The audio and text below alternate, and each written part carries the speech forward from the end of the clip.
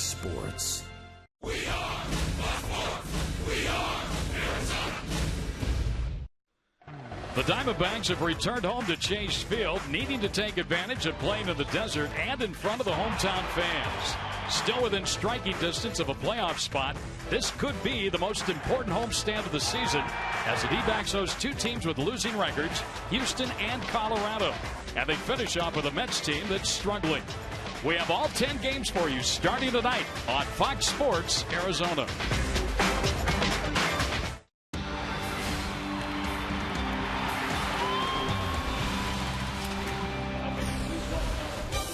After a tour of the Midwest, the Diamondbacks have returned home to the Grand Canyon State for a big homestand as they take on the Houston Astros tonight in the first of a 3-game weekend series. That 10-game homestand will feature the Astros, followed by the Colorado Rockies, a couple of ball clubs way under 500, and a Mets ball club that's been reeling of late. Hello again, everybody. Mark Grace with the weekend off. My broadcast partner is Tom Candiotti. I'm Greg Schulte, and we welcome you to Diamondbacks baseball. Well, that revolving door, Candy, that's been third base revolves a little bit more as the door opens right now for the rookie from Reno. He's up, Ryan Wheeler.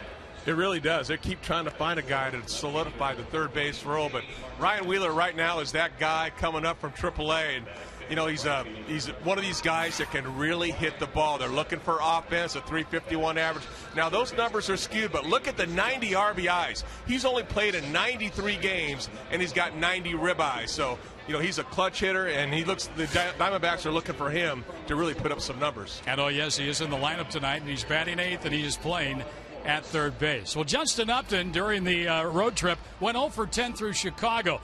But he really picked it up when he was moved to the number 5 spot in the batting order in Cincinnati. He's our APS Energy All-Star, and he had good numbers. He really did. You know, you start moving a guy down to the number 5 hole, it takes a little bit of pressure off Justin. And the number 5 hole is an RBI position.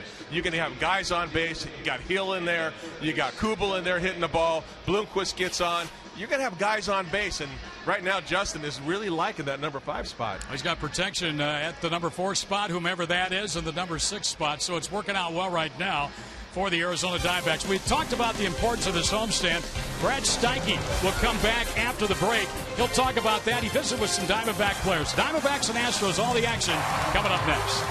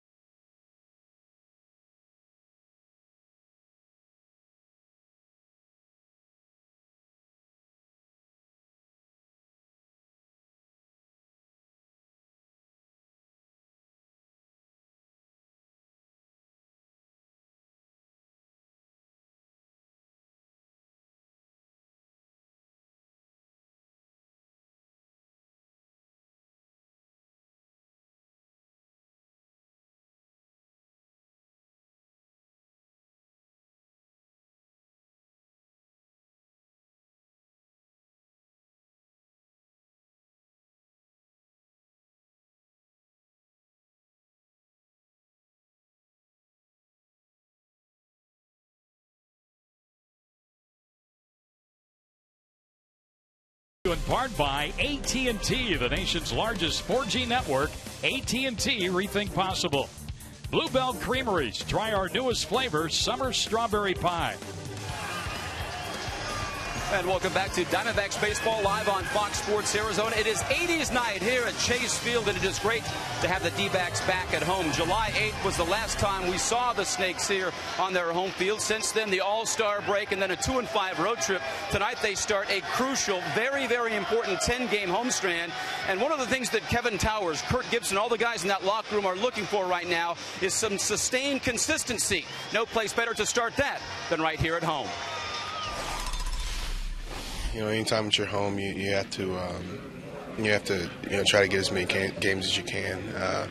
We got a few pretty tough teams coming in. So it's going to be a battle.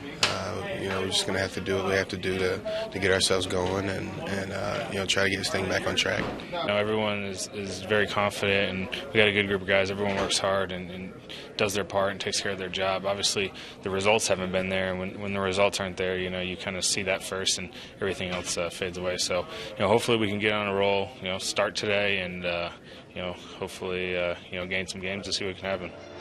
And first up, the D-backs, a 3-game series against the last-place Houston Astros. Going to be an interesting pitching matchup tonight, as the Arizona Diamondbacks will send Trevor Cahill to the hill, looking to snap out of a recent slide. He'll face Bud Norris for the Houston Astros. It's live, Diamondbacks baseball back at Chase Field when we come back.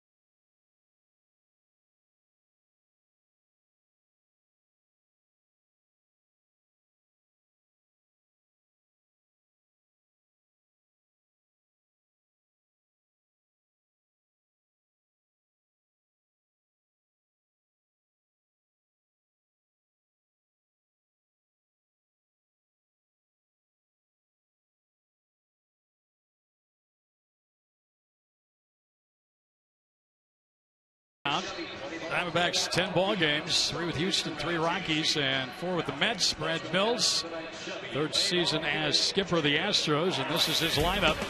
Schaefer, Gonzalez, and Downs. Martinez had a great series here a year ago for Houston. Bogusevic, Johnson, Bixler, Corporon, and Norris. And Trevor Cahill on the mound for the Diamondbacks, Candy. Cahill, big right-hander, features a fastball, curveball, slider, changeup. He's got an excellent sinker. He's a ground ball pitcher. He's tough on lefties. He's tough on righties. He can't get the double play ball when needed. I think he needs to keep the ball in the park. His last 5 starts, he's given up 8 home runs. So he's got to get that ball down early. Our pitching report brought to you by the Arizona Ford dealers. First pitch of the night is a strike, and we're underway here. Glad to have you with us. This is Jordan Schaefer, speedy center fielder for the Astros, who come in here 34 and 59. So they are well below 500. They're scuffling. And just a terrible road record. You can't get around it. 10 wins, 38 losses. Chopper down to first. Nice try by Goldschmidt to keep it fair, but he couldn't quite do so. Like, when the Houston Astros come in town right now, you should be licking your chops. And not to underestimate anybody, any team in Major League Baseball, but right now this is a team that you should take care of. You got a guy on the mound that is an experienced pitcher out there. You got a bunch of young players. This on the Astros, in a team that's really scuffling, and you should take it to these guys big time right now. Another 25 games below 500 overall on the year. And they've been shut out 10 times. There's a fly ball into shallow center. Parr sprint in, dives. He won't come up with it. Schaefer can motor, and he gets into second base with a stand-up double to start the night. Well, he just hit it out there in no man's land, and Parr came charging in but couldn't quite get there. Yeah, he made contact on that ball. You know, Parr out in center field, he really goes well left and right. He got a little bit of a late jump on the read on this ball, and he comes in, tries to make up with his speed, dives, comes up empty. So right now there's a leadoff double that Cahill's going to have to try to pitch around. Good hustle out there by Upton to keep Schaefer at second base. So right off the bat, the Astros with a runner in scoring position. And Marwin Gonzalez comes to the plate. You saw the movie Major League, and everybody's talking. They're looking at the roster. Who are these guys? That's kind of what you could say with this Houston Astros ball club right now. Who are these guys? Exactly right, but you just can't underestimate guys. You're in the big leagues. It's a bunt foul. That's strike one. Well, many, Candy, and you know, a lot of youngsters on this ball club, they are seeing the opportunity of a lifetime to play Major League Baseball and maybe stick around in the big leagues with this Houston ball club as it starts to build over the years. Yeah, and this club's not going to lay down for you. You know, like you said, they're going to seize the opportunity when they get one. You got to be very careful. They can be scary. But even having said that, with a championship caliber club, you should really take care of these guys. Here's a pickoff throw over to second. Well, the Astros made a big trade today. And one of the principals heading to Toronto, Jay Happ, Brandon Lyon, David Carpenter, the two big players coming over along with 4 minor leaguers, Francisco Cordero and Ben Francisco. And they are expected to arrive sometime around 7 o'clock tonight here in Phoenix and join their new ball club. There's a drive pulled fair down the right field line into the corner. It's 1-0 Houston. Upton's got to go get the ball. And Marwin Gonzalez is in the second with a double, and it's 1-0 Houston. 2 batters in. Well, he really turned on that ball. This ball was elevated a little bit. Cahill, sometimes as sinker ball pitchers, you get the ball up in the zone a little bit too much early in the game. Montero was sitting up down and away. He got this ball inside. He missed his target, and he paid the price for it. Just drills it down the right field line. Well, it's no secret that Trevor Cahill has problems in the very first inning. And already 2 batters into the ballgame tonight, he has had the difficulty here. By the way, Marwin Gonzalez, 8 for 15 this month with 3 doubles against right-handed pitching. There's a bunt, and that's going to be trouble. Wheeler charges, can't get it, and everybody's safe. A bunt by Matt Downs down to third base. Wheeler came charging in, tried to glove it, but missed on the handle, and it's 1st and 3rd here for Houston. Well, that's Wheeler's first chance. That was a do-or-die play that time, and he just couldn't quite come up with the play, but I think that caught everybody by surprise. That ball is up in the air. Cahill couldn't get it. The ball hits. He tries in. Doesn't try to barehand it. Tries to glove side it, and just can't make the play. So the Astros sitting pretty here. They had 1 hit in their loss last night or yesterday in San Diego. Edinson Volquez shut them out 1-0 on 1 hit. Downs had the hit, an infield hit. He gets a bunt hit here. They have already had 3 hits, 3 batters into tonight's game. Yeah, and that last pitch was the best pitch that he's thrown so far in this game. And he needs to lock in right now. You need something positive right here. Got to get it out, number 1. That is the utmost. Here's the stretch and the pitch, and that's grounded to short. It looks like they could get 2, and they do get 2, but a run scores to make it 2-0. But as Cahill has found time and time again, this season, Candy. The first inning has really created problems for him. Yeah, it really has. Look at the ERA, in the first inning, way up there. The rest of the game, he settles down. But when that happens as a starting pitcher, you put your team behind the 8 ball, and then you're constantly trying to play catch up, and that's hard to do all the time. So 2 outs now for Brian Bogusevic, the right fielder. That was a much needed double play there, the way this game had started. Well, you really think about this inning too. You got a little blooper out in the center field that didn't get caught, and then you have a little blooper of a bunt that ends up being a hit. There's another bunt. Cahill won't make the play, and boy, they have their mind made up. They're going to bunt down that way and test Cahill and Wheeler. No question about it right now. I think they're going to try to see what they can get out of Ryan Wheeler at third base. Can he come in and make that play coming in? That's 2 bunts in this inning. They're definitely trying to test him. Little push bunt right there. Past Cahill, he deflects a little bit, and once he deflects it, you have no play whatsoever. By the way, we've just been told on that Matt Downs bunt hit, they ruled that sacrifice bunt E5. There's no way that's an error. How can you call that an error? Well, that's what the ruling was here. I just got word of that. They'll change that. That's ridiculous. Yeah, that had to have been a bunt hit. He was bunting for a hit, maybe sacrifice at the very least, perhaps. But I sure didn't see any kind of an error. Scorekeeper still finishing dinner down there. Okay. This is Chris Johnson, the third baseman. And that's makes it 6 hitters this inning against Cahill. And he steps off. It started with a bloop double that Park couldn't quite get to in center. And then a ringing double into the right field corner to score a run. Another run on a bunt. Or excuse me, on a double play ball. No RBI there. There's a drive hit foul down the left field line. Sinker ballers have to live downstairs. You look at the location of that pitch. This ball is up in the zone. He has a tendency to overthrow early. We made note that he has trouble in the first inning. Look how high this ball is. It's belt high, maybe a hair above belt high. That ball's going to get rat-a-tatted. And luckily that goes foul. Rat-a-tat-a-tat. I know there's a little phrase to go after that, but you got to sinker ball pitchers. You got to live down. Give up your seeing eye base hits, but stay down south. Now, the Astros are broken on top here with 2 in the first. And the first inning woes of Trevor Cahill continue here tonight. Bogusevic at first, 2 out. And Cahill steps off. The one area Cahill has done a better job this year, Candy, is holding base runners. It was trouble for him last year in Oakland. Oh, it really was. He gave up 28 stolen bases last year with 8 caught stealings. This year he's done much better. 8 stolen bases, only 5 caught stealings. There's a throw over, and the runner gets back in.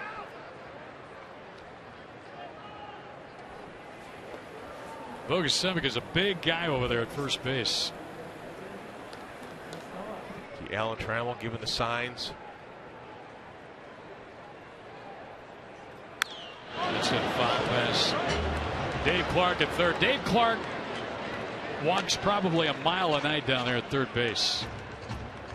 I want to put one of those little Triptronic things on his ankles one night. I bet you it reads a mile. You know, I was a teammate of Dave's, and he never moved like this before. Well, he's kind of set there right now, but he'll be all over the place all night long. Back and forth, up and down. Don't mess with that guy. He was a Gold Glove boxer, too. Wow, did not know that. Another throw to first by Cahill. So the Diamondbacks, at the very least, are going to find themselves down a couple in the bottom of the first inning. Cahill still needs to record that third out. And there's a shot caught by Hill. By Johnson, and the inning comes to an end. But not before the Astros get a couple. They'll leave one. Diamondbacks come to bat, trailing 2-0.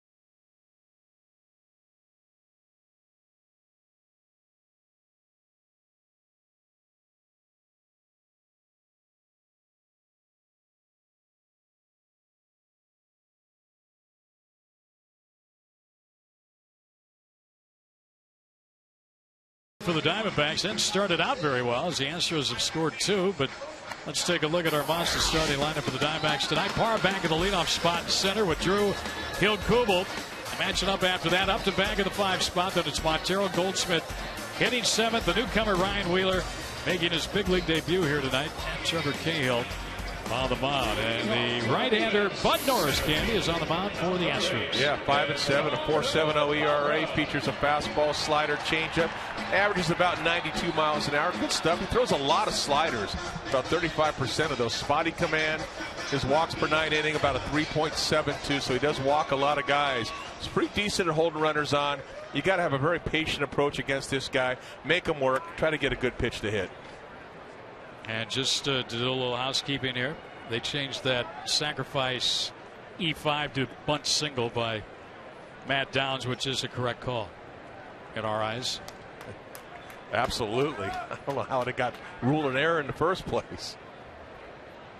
So leading off for the Diamondbacks, Gerardo Parra, who loves that top spot in the batting order, or that number 2 spot. He's really hit well there this season. Norris misses way outside, ball 1. You know what you love about Parra is he brings energy to the lineup. He brings energy to his position, whether he's playing right, center, or left. He's just a real fun player to watch. Norris misses again. Now, Norris's last start, he walked 6 in 6 innings at San Francisco. Struck out 6. That's a lot of walks to give up. And ball 3. Well, the last thing his manager Brad Mills wants to see here is a walk after his team has given his starting pitcher a 2-0 lead. That won't make the skipper happy, will it? No, not at all. There, you got a strike yet. Well, there's a lot of adrenaline that really happens in that first hitter, and you have to get that adrenaline out of your system. Got a tendency to overthrow a little bit. Those last numbers that last game: 6 walks, 6 punch outs, 6 innings. Not good. Strikeouts are okay, but ball 4, he walks Parr to lead off the bottom of the first inning. Just like that, Diamondbacks get the tying run to the plate. You know, this is the best way the offense can do right now after you give up 2 is don't let them have that shutdown inning. Don't let them go out there and have an easy inning. Make them work, and that's a great job by Parr, working the walk, getting them immediately going from the stretch. Now, let me ask you, you're Bud Norris. You know you walked 6 last ball game. You come out and you walk your first batter tonight. What are you thinking right now? You're thinking exactly what you think you're thinking right now, because the one thing you worked on between starts was your command in the bullpen, your bullpen outing. You know, your last game, you look at it, how am I going to get better than that last game? And it's not walking guys. And you walk the first guy and you go, oh boy, here it goes again. He gets a strike into Stephen Drew. Drew went 5 for 24 on the just completed road trip. Norris isn't a guy that gets a lot of double plays either. He's only gotten 4 of them this year. Not a guy that really works on the ground. Never beaten the Diamondbacks, and he's got an ERA almost of 11. Almost 11, 10.91. 0-3 record. What's that with the hardest transition? One of the hardest transitions during the game is when you go from windup to stretch. And you've been pumping up, your adrenaline's flowing. You know, now you got a guy on first base. You're trying to be quick to the plate. He might steal. You know, you lag your arm a little bit. It's a very, very difficult transition. How much preparation goes into your bullpen session before a ball game where you work out of the stretch as a starting pitcher? Yeah, you're going to work out of the stretch with all your pitches, and you're going to throw a lot of game pitches down there before you come in. But it's different when there's an umpire, and it's different when there's a batter up there. Good swing there by Drew, but he fouls it back, and the count now 1-2. Every time a Diamondback player hits a home run this season, Fulton Holmes will donate $150 to the Central Arizona Mountain Rescue Association. You know, Drew hit a lot of hard-hit balls on that last road trip. I agree. You know, both in Chicago and also in Cincinnati. You look at his numbers, and they're not reflecting how well he swung the bat. Had a long talk with Steven around the batting cage before the ballgame. Timeout called by Corper on their catcher. Now, one of the things I asked him how JD is doing, and he said, fine. You know, JD is older brother now retired from the game, and he says he's enjoying. There's a bad throw. Parr is going to get to go to second base. On the errant throw over there by Bud Norris. And again, this goes back to that guy in the mound. The adrenaline rush, making the transition from windup to stretch. Parra's obviously not going anywhere. He's leaning back, and he throws that ball into the runner as Parra's diving back and gets over to second base easily, now in scoring position. Now there's an error, and that one is charged. 2 downs, the pitcher. And now Drew, with a 1-2 count, at the very least, wants to shoot that ball to the right side to advance the runner to third. He'll take a pitch outside. And the count evens up at 2-2. 80s night here at the ballpark tonight. Just kicking off 10 big ones here. There you go. Sights at the ballpark. There's a shot to right center. That's going to score their own. Drew's going to get extras. On his way to second with an RBI double, and it's 2-1. Listen to the crowd at Drew chant. There's another one of those line drives that seemed to be getting caught in that last road trip. Not this one. That was a line shot to right center. Easy double for Stephen Drew. And a nice RBI to boot in the first inning. Well, that's that swing we had become so accustomed to over the years. And he went out last July. Well, it was a year ago today, July 20th in the ball game, where he was injured in that slide at home. But he just ripped one right there into the gap in right center to score Parra. And it's a 2-1 game. And now Drew's the tying run at second. Nobody out for the hot hitting Aaron Hill. This guy's really hot. Really made him pay for that leadoff walk, too. Aaron Hill loves to pull the ball. You know, he's a guy that, I don't care if it's a slider, if it's a fastball, whatever the pitch is, he likes to catch that ball out front and drill it to left field. Now, he's got the capability of going to right field. We've seen that. But in a perfect world, he likes pulling the ball. He's working on a 10-game hitting streak coming in here tonight. Average up over 300. He had a hit yesterday to right field. Strike call. Well, he's been a doubles machine, too. What's he got this year? 22 of them? Yeah. Ian Goldschmidt. He's got 40 extra base hits. 22 doubles, 5 triples, 13 home runs, and he'll have to jackknife out of the way of that pitch from Norris. He ran it up there a little bit. That last pitch was 93 miles per hour. Yeah, he'll average about 92 over the course of the game. Like I said, he throws a lot of sliders when he's locating his fastball. 2 balls and a strike. Run in RBI for Drew. Drew's 4th of the year. And there's a little floater, and that ball is a hit. Here comes Drew. They're going to hold him at third. As the throw comes back in, he'll get back over to third base. And it's 1st and 3rd, and still nobody out. Aaron Hill, watch the swing. He's trying to hit this ball to right field to get Drew over. An inside breaking ball, the slider, just a hanger in there. Doesn't try to pull it. Inside outs that ball, fights it off, trying to hit it to right field. And he gets rewarded with the base hit. And a nice job by Matty Williams stopping Stephen Drew. He was way down the line, probably closer to the plate than he was to third base, holding him up. Yeah, that might have been a little bit of a just, you know, they don't want anything real dicey at the plate with Drew yet. And it's 1st and 3rd here. Yeah, and no outs. Yeah, that's the big thing right there. Hill's hitting streak now has gone to 11 with that hit. And here is Jason Kubel, who's been an RBI machine. He steps in, 17 home runs now and 63 runs batted into the year. And it's slow ball 1. Well, we're back at Chase Field where scores can be high over the course of a game. I think you got the makings of one of those right now. And you just hope that Cahill, after that first inning, starts to settle in, which he has done in the past. There's a strike to Kubel. Well, he's got to feel a lot better after giving up 2 in the first. Cahill. His team comes out, gets a leadoff walk, then a double and a single. The tying run at third base, go ahead run at first, still nobody out, and your cleanup hitter up. Could be a big night here.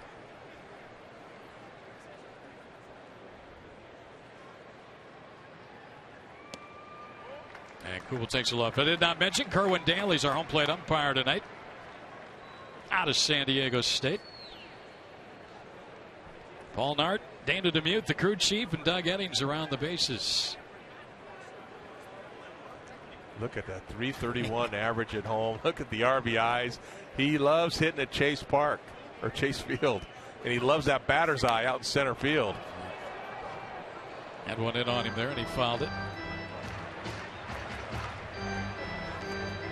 Look at that batter's eye. That ball got white ball coming out of that big batter's eye. Hitters love seeing that ball out of the pitcher's hand here. Well, he was here with the Twins last year, and he enjoyed the hitting background, and that was one of the reasons. This ballpark, he likes the community. He wanted to be a Diamondback. Kevin Towers saw the opportunity, seized it, and boy, look at the numbers that he has put up in his first year in Sedona Red. 2-2 to him is fouled back. The ball was up, and he fouled it back. You know, on top of the home runs and the RBIs, he's a really good hitter. He'll go foul line, good line drive type hitter. But I think he's enjoying the power stroke right now, especially here at Chase Field. Norris here has not gotten it out yet. Hey, he gets Kubel there on a swing and a miss, and that's out number one. He needed an out badly. Yeah, kind of a sequence of pitches. The pitch before was a high heater, and then this one breaks it. Just a good slider down and in off the plate. It's a combination of pitches which made that effective. Always a reaction when Justin Upton comes to the plate, and he gets a nice round of applause. Justin had a good series against Cincinnati. After going 0 for 10 against the Cubs, he went 7 for 16 against the Reds. Boy, and this is where he needs to pick up Jason Kubel right now. Now you got one out. You got to get that guy from third base in. I don't care if it's a hit, a fly ball, something productive here. That's high and inside, ball one. Justin's average, 273. Still sitting on those 7 home runs. He has not homered since June 23rd. That's 81 at bats ago. RBI total at 38. Boy, look at those last 4 games, all hitting from the number 5 hole in the lineup. Opportunity here, and he'll take a slider outside, and the count goes to 2-0. Good take. Didn't want to chase that slider down and away off the plate. Got a good hitter's count right now. He should be looking for one pitch in one location, and if you get it, don't miss it.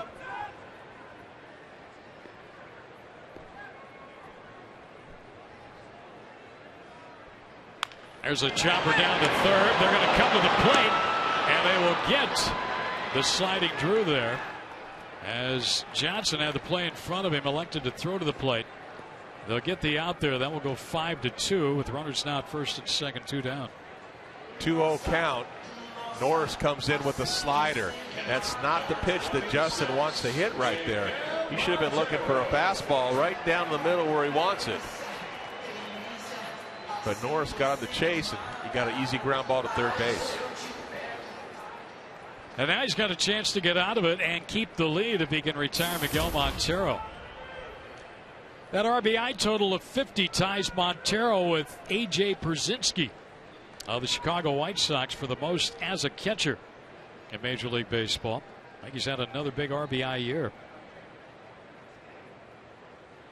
And he hits this one foul.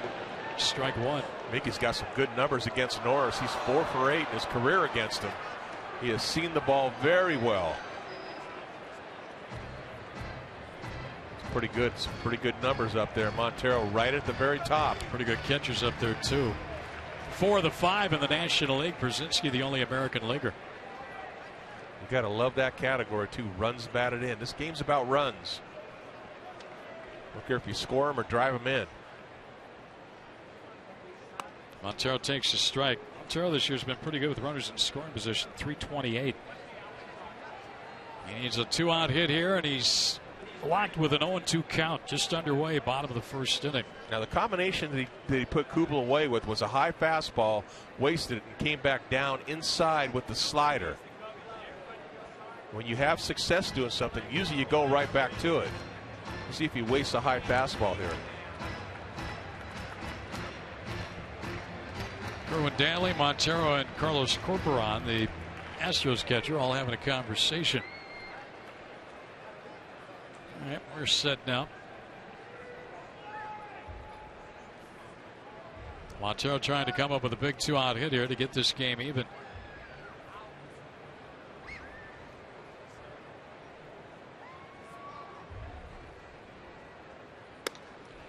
There's the high fastball. Now he did the same thing with Kubel. Kubel's never faced him before. Then he came back with the slider down and in off the plate to get him. Of course, Jason's in the dugout really studying him right now. Those numbers we talked about with runners in scoring position. Boy, he doubled up outside, tried to pick the outside corner. Well, now the deuce is wild. 2-on, 2-out, 2-2 count on the hitter. Miguel Montero. Norris has slowed things down now. He tries to wiggle out of this mess. There was a run in and a runner at second, nobody out in this inning. First and third, nobody out. There's a swing and a miss. And he did get out of it very nicely with only the 1 run scoring. But Stephen Drew delivered the RBI double. And the Diamondbacks on the board. And after one, it's 2-1 Houston.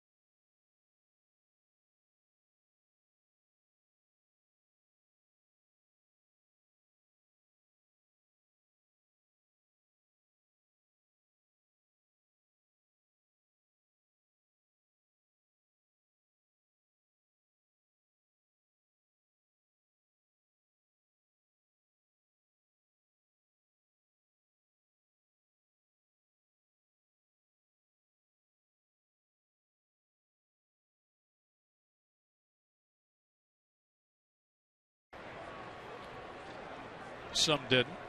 But our Nissan text poll question for you. Which one of these bands most reminds you of the 80s? You got White Snake, Tears for Fears.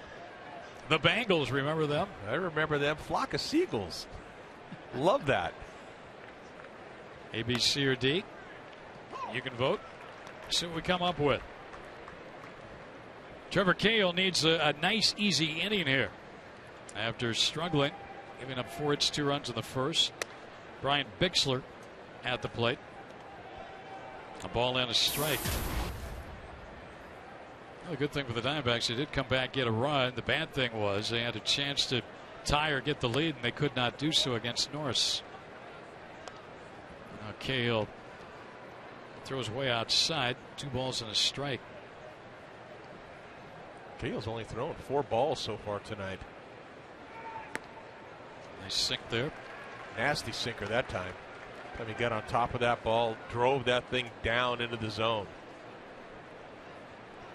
The only way you get a piece of that is going to be a ground ball, and that's it.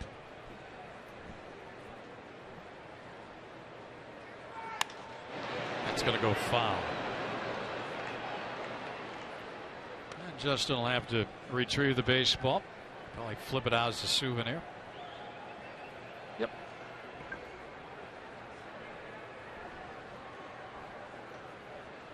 Now it's 2-2 count. This is the time where you just want contact. So infielders, be ready.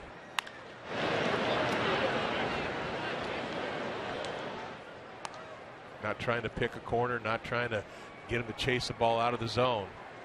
This is where you just want to make your best pitch, keep it down, and get that result that you're looking for, which for Cahill is that ground ball.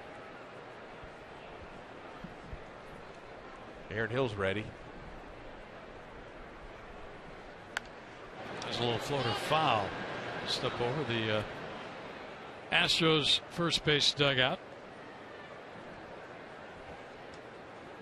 This is the 8th game of a 10-game road trip for Houston.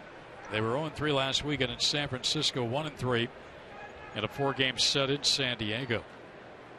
And a swing and a miss. That sequence pretty good. Cahill looks like he's getting that ball down a little bit right now in the second, which he had a little problem with in the first. Good sinker. Watch this thing. The bottom falls right out of it as it gets up to that hitting area. You know, and that's the key also. You're able to settle into the game a little bit when you're constantly working from the windup. When you have to get to that stretch, you're trying to be quick to the plate, probably holding the guy on at first base or second base. And that's tough for a sinker baller. Carlos Corporan, who just came up from the minor leagues. He's a former Diamondback farmhand at one time. Catcher. I think he's already started conversations behind the plate. Ooh, gooey cotton candy. Eesh. All over. At least it's not sticky. Oh, no.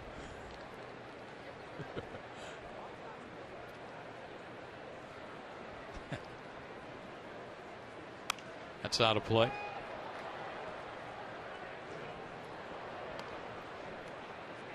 Corporan's made 2 starts. He came up for the injured catcher Jason Castro on Sunday. Came up from AAA Oklahoma City.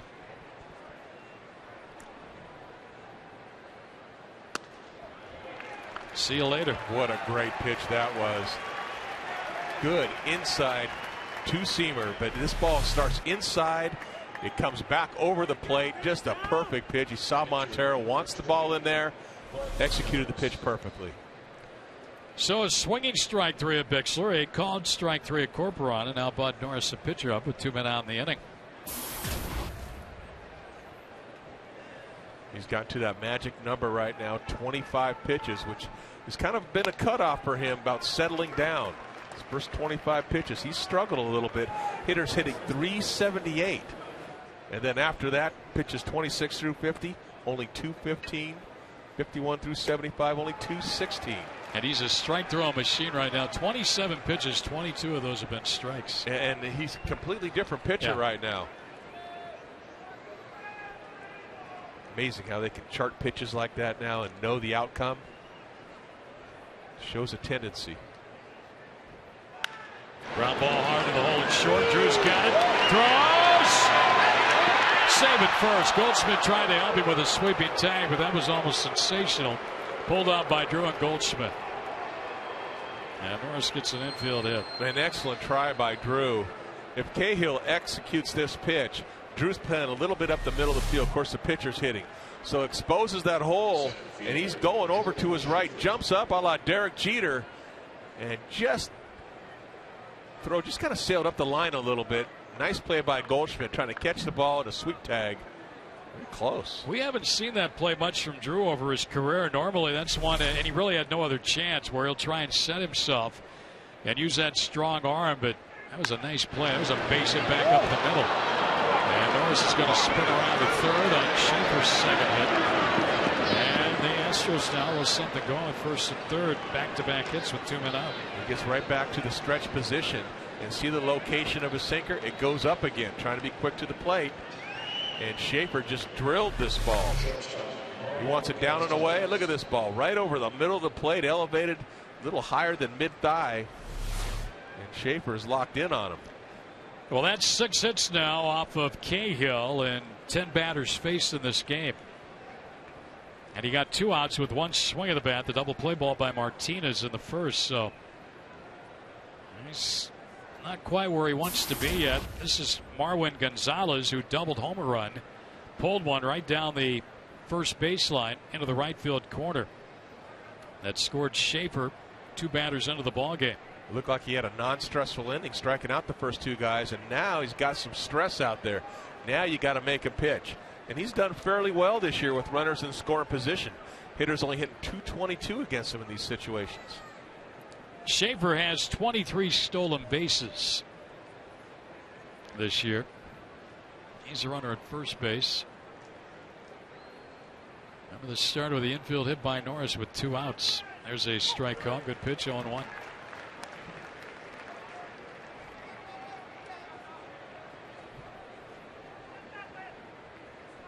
Nothing more frustrating to a pitcher, to a defense. You have 2 outs, nobody on. Got the pitcher coming up. He gets a hit. All of a sudden the lineup turns over. And now you got yourself some problems right now. Those dastardly pitchers. Not supposed to be hitters. How dare they? Yeah. Norris has had a few hits though this year. That was not his first by any stretch of the imagination. It's his 5th. He's in scoring position now as Cahill's got thoughts about the runner at first, Schaefer. Well, that's a sign that comes from the dugout, and he's not very convicted in it, because you can come set and then you can violently step off and bring your arm up. But that last one, he just very nonchalantly stepped off, brought the hand up like he really didn't want to do it. I want a quick throw over to first. Well, this inning breezed along through the first 2 hitters. A couple of strikeouts looking good, but then the infield hit. Now the base hit. First and third, 2 down. You need to get this guy. The pitch is high throw down, and they nail Schaefer at second base to end the inning. Nice throw by Montero with the pitcher at third. Miggy didn't hesitate. He got him out. And the Astros will be held off the scoreboard here as Drew made the tag. Still 2-1 Houston.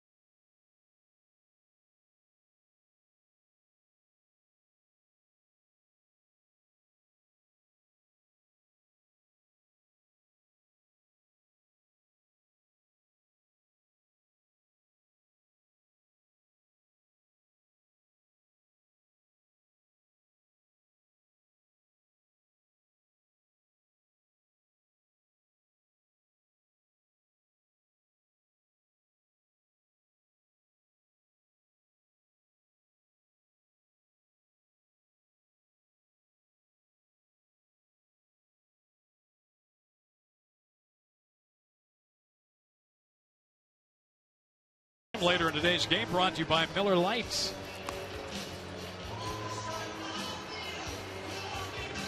Diamondbacks down a run here as we head into the bottom half of inning number 2, and not a real good play to end that inning for Houston. No, not at all. D-backs got a break right there. Montero just gunned him, but Gonzalez, his first at bat, just doubles down the right field line. Plus, you have a guy holding him on over at first base. High fastball. Montero just throws a pellet down to second base. No contest. The big thing there, too, you got the pitcher at third. He's not going anywhere, so maybe just seized the opportunity, got it down, and tag was made. Gonzalez, instead of batting with a couple of guys on, will lead off in the top of the third. Baseball. Game of momentum. Yep. Maybe this will help the D-backs now. Goldschmidt, Wheeler, and Cahill here in the last of the second. Pretty nice when you got a guy hitting close to 300 with a lot of run production, hitting 7th in your order. Goldschmidt fouls one out of play. Strike one. And that's what you got right now. You got a lot of guys in this lineup, Candy, that can protect one another. Hill can protect Drew. Kubel can protect Hill. Upton can protect Kubel. Montero, Upton. Goldschmidt, Montero. Just goes on and on. There's another strike. Well, there's nothing better as an offense is when you get production throughout the lineup. You don't want to just have to rely on 1 or 2 guys to get it all done. You got a lineup full of line drive hitters, guys that are swinging the bat well. That's money in the bank. Goldschmidt would like to get on here for Ryan Wheeler, who was an RBI machine at Reno. AAA ball. He's on deck. About to make his big league debut. Paul's got a 1-2 count on him, though. And he takes outside. 2-2. Norris ran into trouble in the first inning with a walk and error. Had a runner at second. Nobody out. Drew drove in the run. Had a base hit by Hill, first and third. But the Diamondbacks didn't score anymore. Norris settled in, struck out a pair. There's strike 3. Goldschmidt can take a seat. That's third strikeout now for Norris. Painted him right there. That's a good fastball right at the knees. 92 miles an hour. Boom, got him. Well, here he is. 24-year-old Ryan Wheeler out of Torrance, California, Loyola Marymount University. Making his big league debut at the plate. 5th round pick back in 2009. And eye-popping numbers this year in the Pacific Coast League with the Reno Aces. And he fouls one back and out of play. I like it, but he wasn't waiting around. He got a fastball right down the middle and took a hack at him and fouled it off. Almost a run batted in per ball game. 93 games, 90 RBIs. Led all minor leaguers.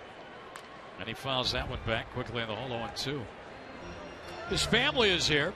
And that's a nervous group right there right now, I can tell you that. They got the cameras out. Oh, yeah. Seize the moment. Jerry and Heather, parents, enjoy the moment. Wheelers, there'll never be another one like it.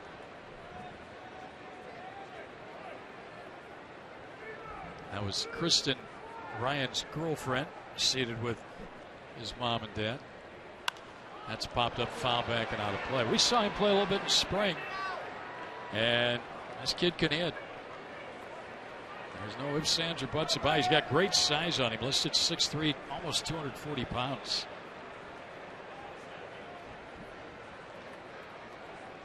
He's battling on a 0-2 count.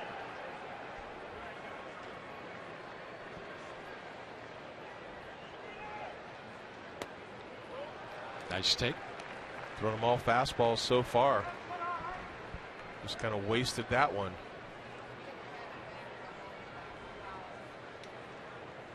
Big kid with a lot of pop.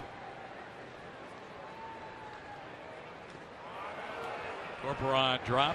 I'll have to throw it first and they'll get him. So a strikeout in his first big league at bat. And that's 4 strikeouts now for Bud Norris. He had a couple good pitches to hit. He had a couple good swings, fouled it off. And then he got deep into count there, and that's where Norris dropped that slider. That's a devastating slider down and in, the same one he struck Kubel out with. So 2 outs, and here's Trevor Cahill. Cahill's got 4 hits on the air, 4 for 37. He had a 2-hit game. Takes a strike on 1.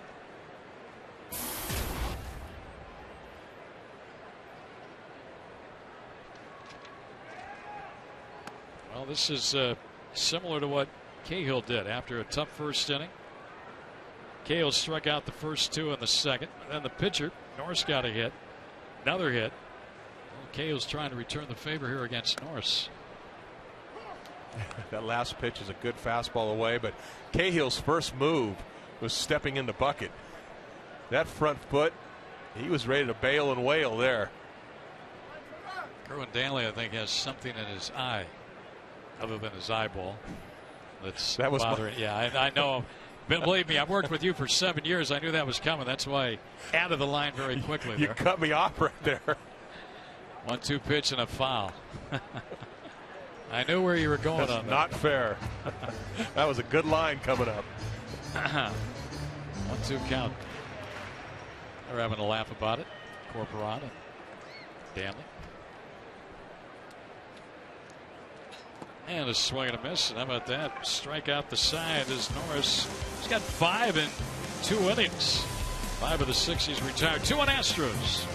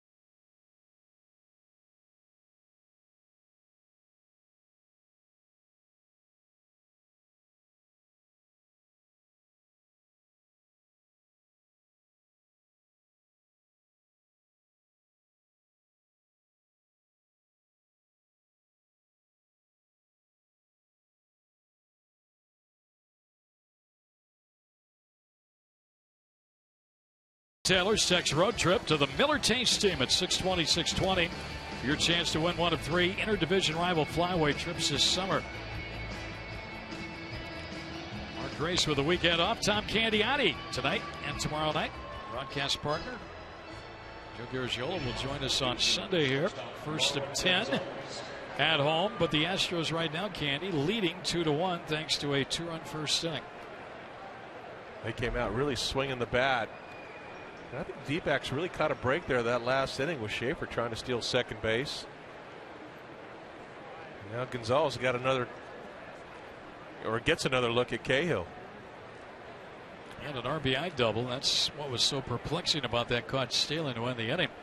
First and third, 2 out. Wasn't given the chance to drive in a run. He'll take a strike here, 0-1. You know, that's the kind of thing that drives a manager just It's a young ball club. You know, he's trying to be aggressive out there, but not really knowing the situation of the game and what's happening. Not probably even thinking the pitcher's at third base. There's a bunt. Cahill fields, throws, and he throws it away. And Gonzalez into second base. It's probably going to be a bunt hit and an error. I think Gonzalez might have hurt himself also. But Cahill, not a real good play on that ball. A little slow getting to it. And then not a good throw down to first base whatsoever. Goldschmidt reads it, gets over to the base. Cahill comes in and then fires a sinker right into the runner and down the line. That is the 4th error on Trevor Cahill this year.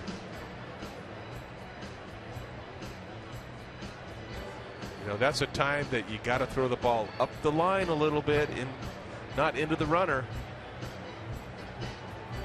He's hobbling into second base.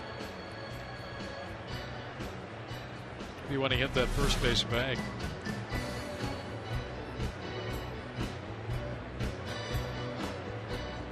Sometimes when you're a hitter and you're smelling a hit, you are flying down there almost out of control because you want that base hit. And sometimes you hit that bag wrong. He's out of the box all right. He's running pretty good all the way down. And then he stretches out, and that's what gets him. He stretched out, jarred that foot, and as he's going around, now he's starting to feel the effects of it. No hit. They just charged Cahill with an error on that play.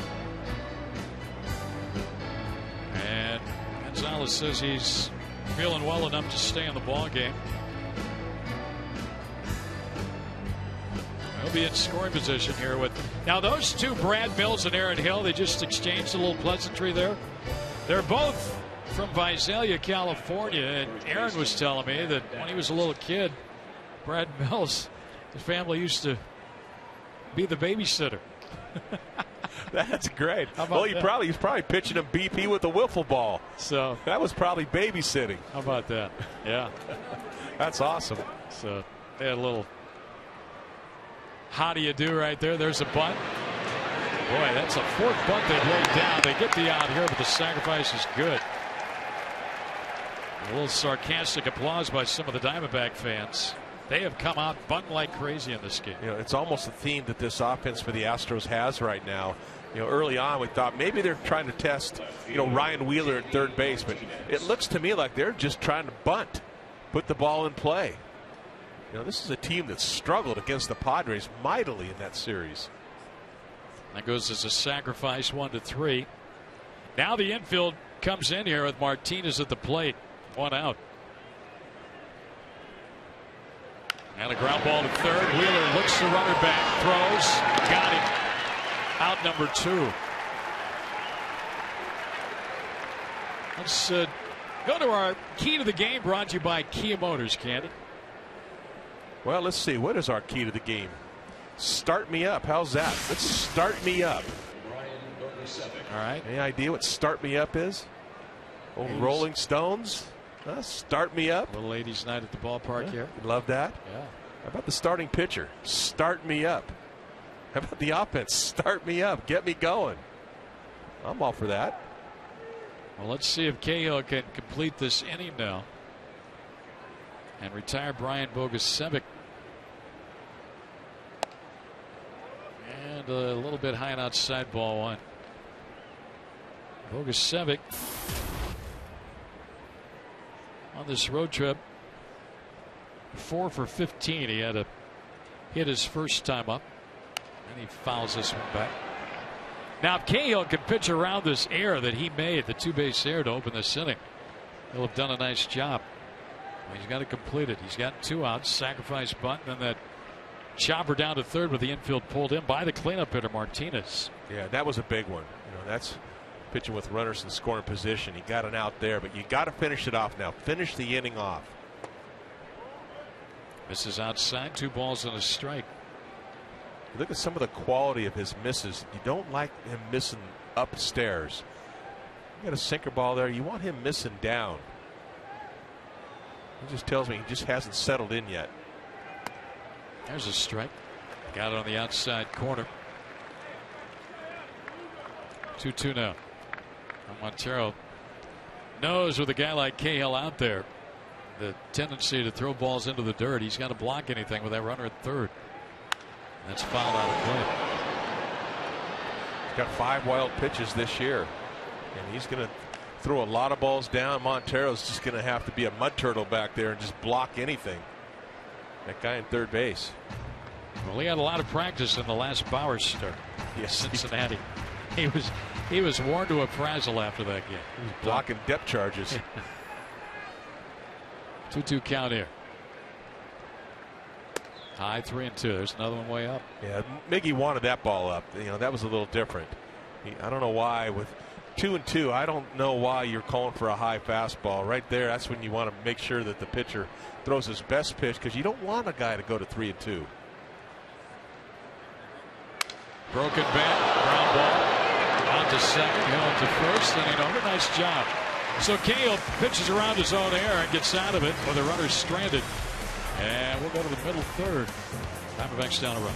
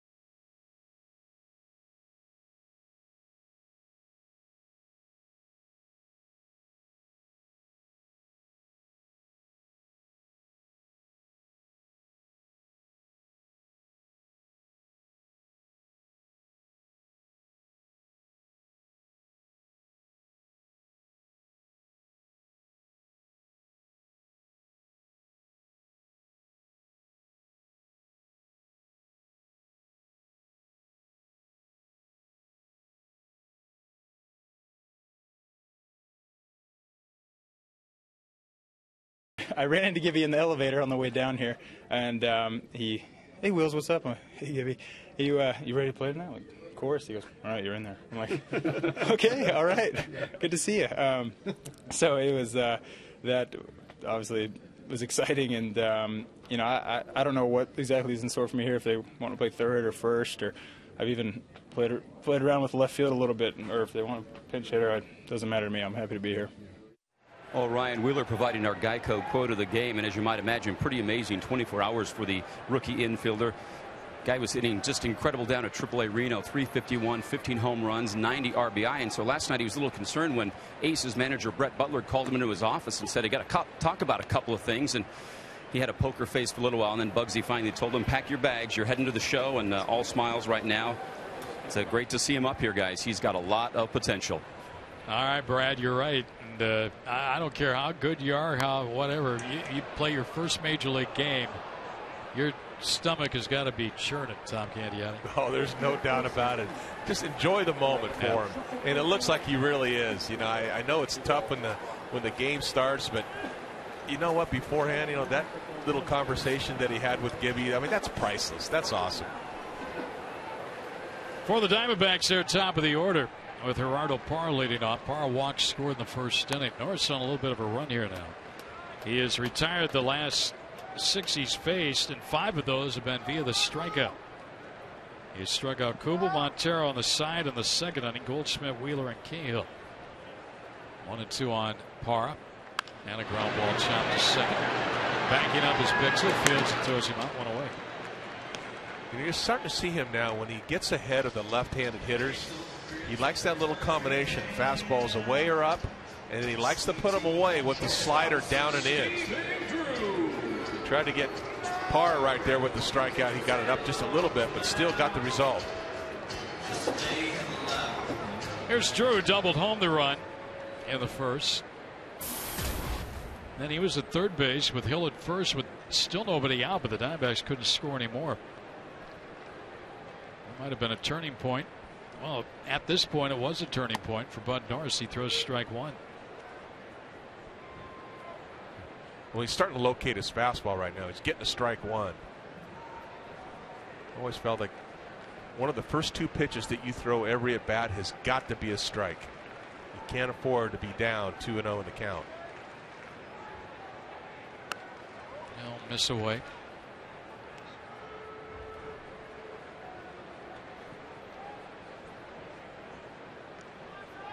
Kubel really studying.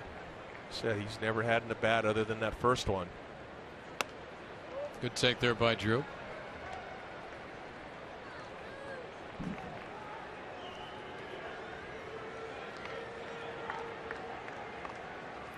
The clean shaven Stephen Drew again. Maybe a beer go there, going there for a while. Ball 3. That's a tough take, and an excellent take by Steven. Good slider down and in. So coming into this game, Norris throws about 35% sliders. He's going to it more and more now. Fouled it back. Anytime the Diamondbacks score 6 runs or more, Taco Bell gives away 3 free tacos with the purchase of a large drink between 4 and 6 p.m. the following day at participating locations.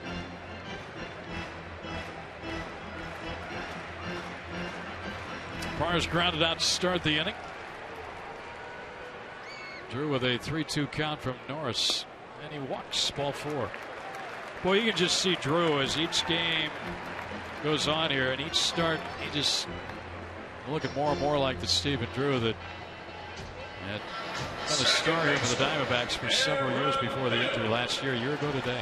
Yeah, he's starting to get some at bats under his belt. He's starting to see some pitches and starting to get a little comfortable up there. And you look at his average, I mean, he should be about 100 points higher with some of the line drives that he's hit. Aaron Hill now extend the hit streak to 11 with a base hit, his first time up. Second walk given up by Norris in the game. Hill lays off. He checked his swing. Norris tonight, talked about, he usually averages about 35% of his pitches sliders. Well, right now, 1/3 of his pitches tonight are sliders, 17 of them. Hill did not check on that swing as Paul Nair down at first said he went around to strike one.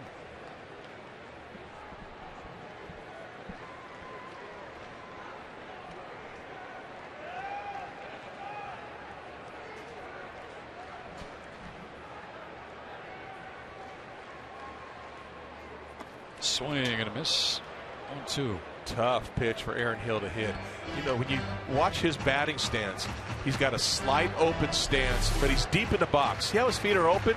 And you get a ball that's going down and away. You don't close up, you can't get to that ball.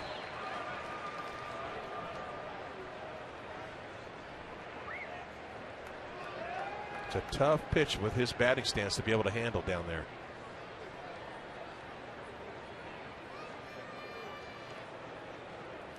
That skips away, and Drew goes down to second on a wild pitch.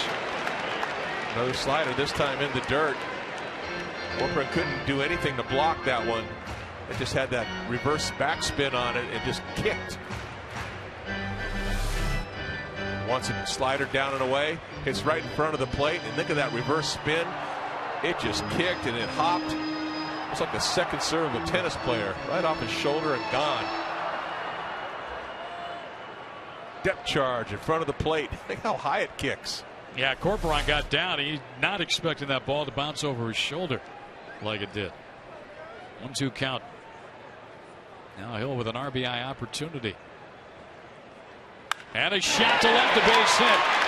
And Drew will be held up at third as the left fielder Martinez gets it back in. Hill's 2 for 2. Just a shot this time. Got that fastball up a little bit, and he loves hitting the ball to left field. Threw a couple sliders in a row. He missed the fastball down and away, went up, missed over the plate, and Hill made him pay. Man, is he hot. And Matt Williams holds up Drew all the way. And they're almost making it known that they're really not going to really put Drew in any kind of uncomfortable situations where he's got to make a slide or run into the catcher. That's twice now Drew has been held up on hits by Aaron Hill. Here is Kubel, who struck out last time up. Similar situation, first and third. First and third here, 1 out. There goes the runner, and Kubel wisely just taking the pitch. Hill was 10 steps towards second base. Norris, all he had to do was step off, and he fired to the plate. He got a strike, but a stolen base for Aaron Hill. Well, this tells you right now that Norris, even though he's from the stretch, he can't see the runner at first base. Some guys can't. They have to open their stance when they come set. I mean, Hill read that perfectly, and he got over it. And a nice job by Kubel, laying off that, seeing him, Hill out of the corner of his eye. Well, Jason swings and misses, and he's in the hole 0-2. Last time, the sequence when he got behind the count was that high fastball, and he got him with the slider down and in. Now, Jason's been watching, as Norris has been pitching to the rest of these guys. He's watching how he works guys, particularly left-handed hitters. 0-2 count on Kubel. Norris going for a strikeout here. And he misses high and away. The tying run at third base. That's represented by Stephen Drew. And at second base, it's Aaron Hill. He's the go-ahead run. Jason knows what he did last time to him. He's got that slider down and in the back of his mind. I think he's looking for that. He's going to hit a fastball the other way if he gets it. That way you can see the slider a little better. A ground ball to the right side. They'll get the run home. Outfield grass fielded by Bixler. He throws to first. So Kubel pulled the ball to the right side of the infield. With the infield back, that scores Drew as the tying run, and it's sent Hill to third, and it's 2-2. Nice job. Yep, excellent job. He got the slider. Here comes the slider down. He stayed back on it. And he made contact, got the ground ball. He hit the infield playing back. That's all he needed to do. And he gets a big RBI and get this game even. Number 64 on the year. And now Upton with a chance to give the Diamondbacks a lead here. Justin grounded into a fielder's choice, third to home in the first inning. And a ground ball foul, third base side. That fastball beat Justin just a little bit inside.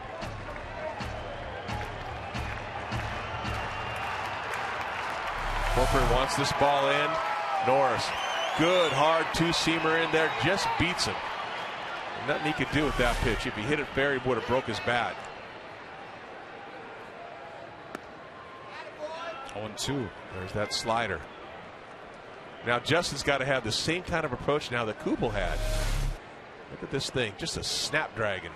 Good pitch. So right now you got to be, cognizant of that slider. If you get a fastball, try to take it the other way, up the middle. Into right, pretty well hit. Back of the warning track at the wall. Touch of ball, Justin Upton. A 2-run homer. His first since June 23rd. Boy, he sat all over the slider that time, an 0-2 hanger.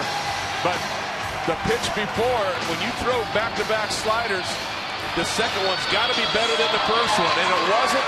Justin got a hanger, and he killed it. It's a full home run, so that's another $150 going to Central Arizona Mountain Rescue Association. Justin's really starting to find a home with that number 5 hole. 4-2 Diamondbacks on top. Boy, that's got to feel good for him. Here comes the hanger, a hanging slider. Look at that nice swing, head down on the ball, trying to hit that thing the other way, and boy, does he execute that swing. Montero a swing. Or was it? Such a difference when you get a slider down, you get that hanger, that ball just says hit me all the way up there. That was Justin's 83rd at bat since his last home run on June 23rd. 8th of the year. He's now got 40 runs batted in. Montero pulled badly on that pitch. So it's been a 3-run third inning, and now the Diamondbacks with a 2-run lead over the Astros. And it started with a walk. Doesn't it always? No, seems like it. Yeah, Upton is really taking to that 5 spot now. Let's see, he was 7 for 16, so he's now 8 for 18, getting 5th in the order. Really starting to settle in there. CY's approving. Oh yeah. Counts run full here on Montero.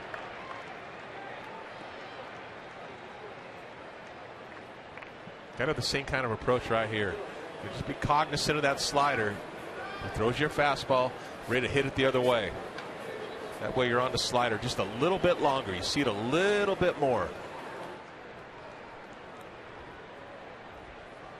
Yeah, Montero strikes out for the second time against Bud Norris. RBI out by Kubel.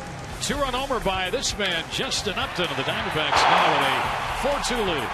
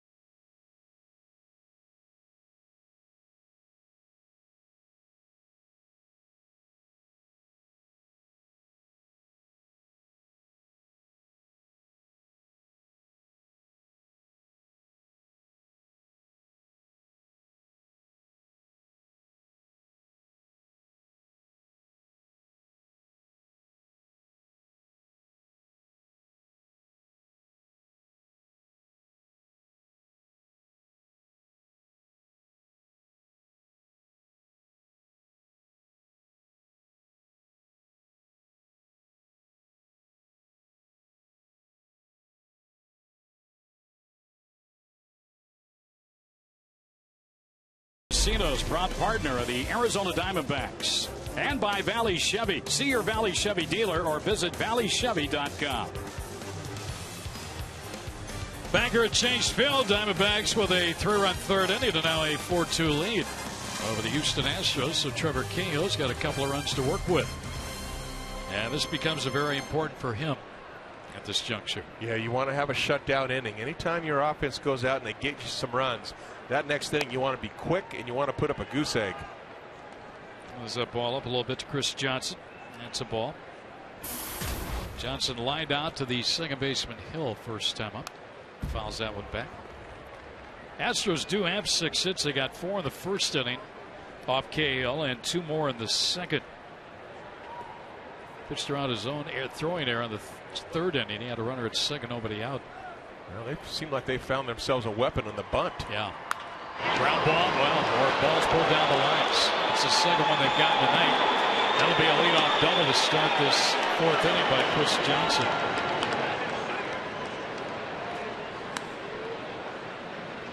Hit that ball hard. Nothing Ryan Wheeler could do about that one. He was playing off the bag at third base, and a sinker going down and in. He put a nice swing on that and just drilled it down there. Ain't nothing you can do. That ball was by him. So 7 Houston hits now. Just like that, they get the tying run to the plate with nobody out in the inning. And Brian Bixler, the second baseman, he struck out first time up.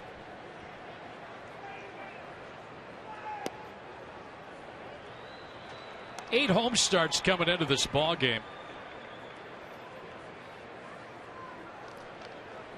4.78 ERA. There's Dave Clark moving around. He's better than halfway to home plate. Third base coach. Man, he is a treat to watch. That's another bump, but this one's foul. You could field it rather easily. That wasn't the sacrifice either. He's trying to bunt for a hit that time. Look where he is. Why do they even have a coach's box? I got to ask Clark if he's ever been nailed by a line drive or anything. He's like 30 feet away from the hitter.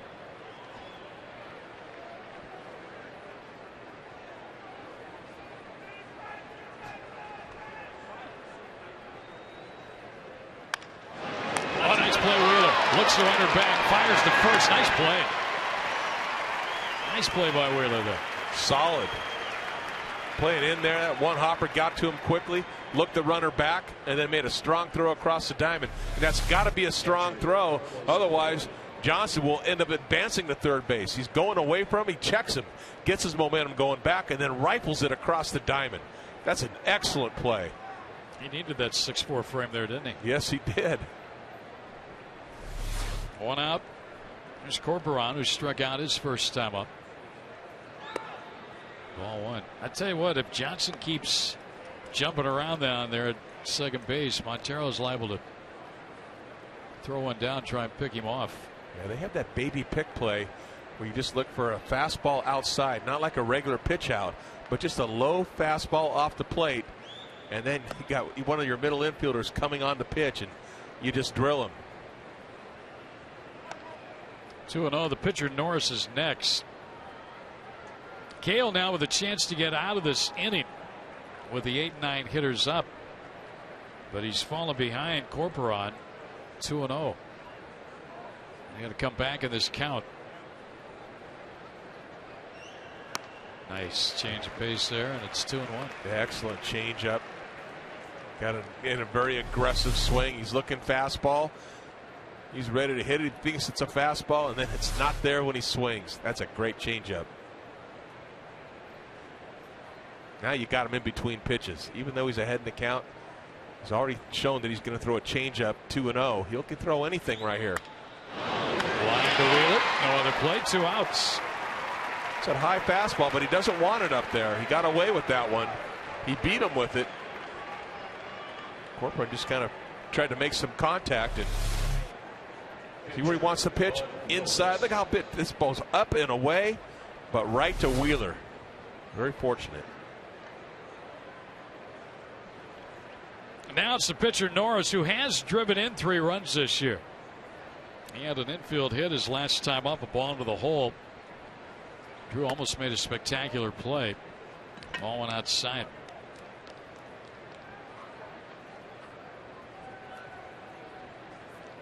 Well, you know those infielders, you know they're going to get a workout when Cahill's on the mound. When he's on, he's going to get a lot of ground balls. And Norris just got out of the way of that. Dave Clark doesn't even need to relay signs to the hitter. He can just whisper in his ear at third base. Diamondbacks infield here trying to get this third out for Cahill. There's a strike. 2-1. He keeps falling behind, but he keeps making the pitch after that. Sooner or later, though, that gets you in trouble. Yeah, it doesn't matter if a pitcher's hitting or not. Can't be pitching behind in the count. Johnson led off this inning with a double. He's still at second base with 2 men out. Cahill trying to win his 8th, even his record on the year. He's got a 2-run lead right now.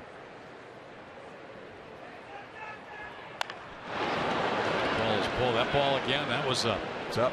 Upstairs, 88-mile-an-hour sinker. You got to get that thing down, you know, right around the knees. Look at the location, way up in the zone. Belt high down the middle. 2-2 now.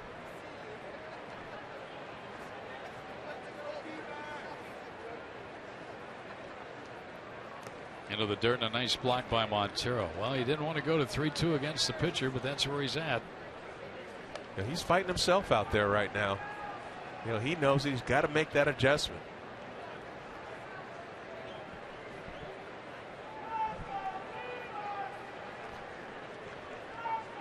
Yeah, a little high in the first couple, but not bad. Right where he wants to be if he gets out right here. I'd average about 15 pitches. Nice job by Norris of spoiling that one. Keeping the count full at 3-2. Justin Upton's 2-run homer, capping a 3-run third inning. Put the Diamondbacks on top in this ball game. Justin's 8th of the year. 40 RBIs now for Jay Up. And a swing and a miss, and Cahill for the 2nd straight inning pitches around a runner at second, and nobody out.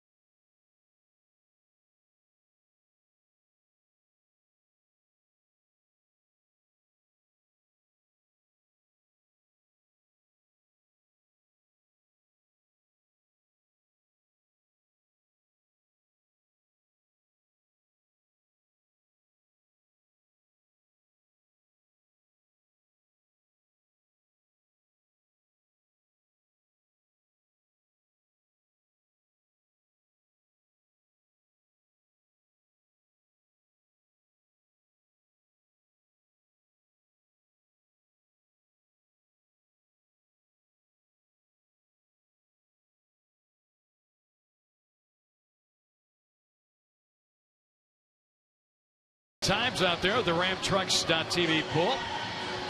Place to watch a game, headbang, enjoy 80s night here, right? Be a fun time in the pool, an 80s night. Right now, a 4-2 Diamondbacks lead in this ball game.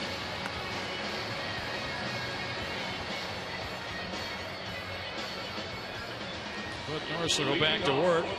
He's going to face the bottom of the order. Goldschmidt, Wheeler, and Cahill. This trio he struck out in the 2nd inning. Goldschmidt looking. Wheeler making his big league debut. A swinging strike 3. Cahill a swinging strike 3. D-backs with a nice inning, 3 in the third. You love that. I think he'll take a 4 in the fourth.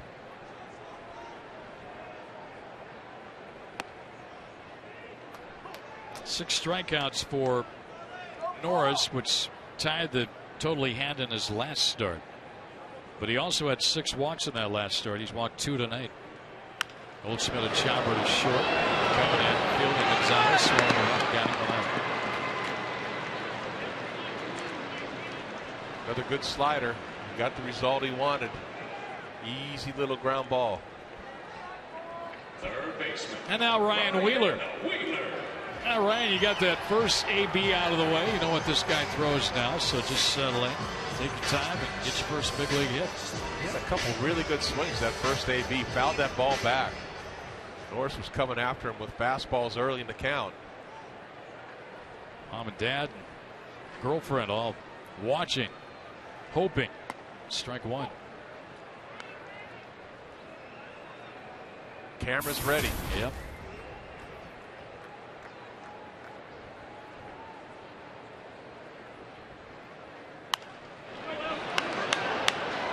An 0-2 count.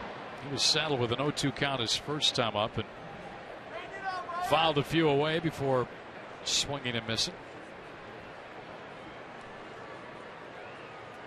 Diamondbacks have been out hitting this game 7-4. But as we witnessed yesterday, doesn't matter how many hits you get in the ball game, it's how many runs you get. Right now the Diamondbacks are up 2. Yesterday they out hit the Reds 14-6. Came up on the short end of the score. Swing and a miss again by Wheeler. And again, Corporal has to throw him out. And there are 2 outs in the inning. Let's go to Brad Stanky right now. Brad? Well, here with Ryan Wheeler's parents, Jerry and Heather, and I can't imagine what it's like for parents to see their son make his major league debut. What are the emotions right now? Oh, just very excited and grateful that he's got the opportunity. He's worked hard, he deserves it, and the Diamondbacks have been good to him and given him a chance. So we're very happy about that. And Heather, the mom, I saw you up there kind of saying, come on, come on, come on. What is it like for a mom to see her son up there making his first couple of major league at-bats? It's absolutely amazing. I'm so proud of him and all the hard work that he's done, and he's so excited, and I'm just hoping we see a good hit tonight. Great defensive plays already. Growing up in Torrance, California, great youth player. When did you guys know that he maybe had the skills to make it to this level? He loved to play basketball, actually, and was always a wonderful baseball player, but only played a couple months each year. So as he progressed in high school, he got better and better, and then Coach Cruz at Loyola Marymount saw him hitting and asked him if he'd walk on to the college, and we signed him up, and then the rest has just been amazing. We're going to go to break, but we wish him the best of luck. Let's hope he gets his first Major League Baseball hit tonight against the Houston Astros. Jerry and Heather, thanks for your time. Guys, back to you.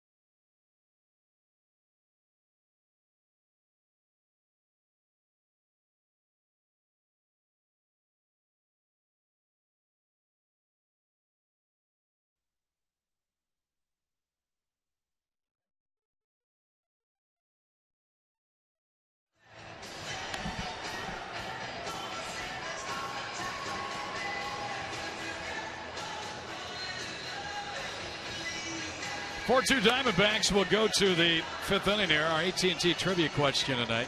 Candy, I don't do these myself, so I'm seeing them at the same time. Who are the 3 Diamondbacks all time to hit over 300 with 30 homers in the same season? Well, could one be Luis Gonzalez? That would be my guess. Reggie Sanders? Reggie, I don't think he had 300. Oh, okay. Gonzo. Hey, there was a Gonzo spotting here tonight. Trevor Cahill is going to face the top of the order. Jordan Schaefer's 2 for 2 against him, and has scored a run. Takes outside ball 1. How about Steve Finley? Ever hit 300? That's it. That means buzzed. no. I got buzzed. You hear that sound? That's not good. Nice pitch there from Cahill. Trevor has struck out 3. Hasn't walked anybody. He has given up 7 hits in this ball game. Boy, you got to throw Matt Williams out there, huh, Matty? Yeah. Matty did it in 99, I believe it was. All right. Schaefer's 25 years old. They got him from Atlanta. From Michael Bourne. How about Eric Burns? Kenny's having fun here. I like hearing the buzz. Yeah. Well, if you want to hear the buzz, just keep naming names. Schaefer wants. Exactly. You get a lot of buzzes on that. Schaefer's on for the 3rd time. First walk from Cahill. Shortstop. Trevor's not making it easy on himself right now, is he? Let's see. That's the 4th of 5 innings where the Astros have gotten their leadoff man on base. How about Matt Manti? This is a blast. You just keep naming names there, and you just keep getting them wrong. He gave up 30 homers. Ball outside here to Marwin Gonzalez, who has doubled home runs, scored, and reached on an error. Well, this is where you're looking for that ground ball now. A good sinker. You know, this is where you need to locate that thing, you know, focus in there, make a good pitch. You can get that ground ball double play. He's got one of them this game so far, and it was a big one back in the 1st inning on J.D. Martinez.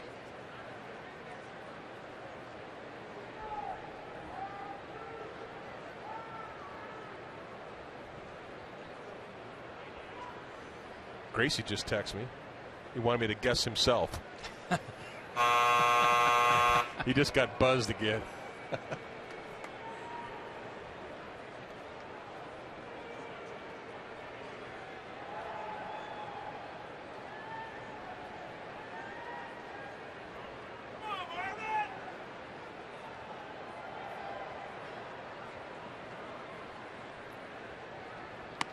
Good pitch in the inner half.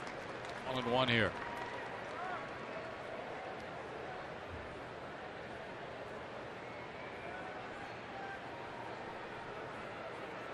Wheeler really playing up on 3rd base, playing it on the grass. You never know right now. The way the Astros have been dropping the bunts down, and you got to be looking bunt all the time now. It's pretty close over there. Cahill's done a nice job of holding guys on this year. Last year, gave up 28 stolen bases, 28 with the A's. This year, he's been a lot better. Only 8 stolen bases given up. And clubs are going to run on sinker ballers. They run to stay out of that double play mainly.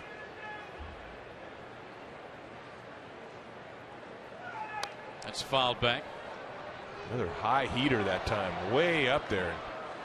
Again, that's a reason for trying to be a little bit too quick to the plate.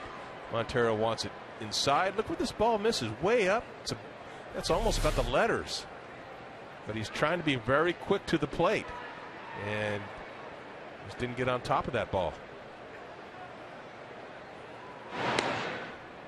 Keeping a close eye on Schaefer, who was caught stealing back in the 2nd inning. And really kind of ran the Astros out of that inning.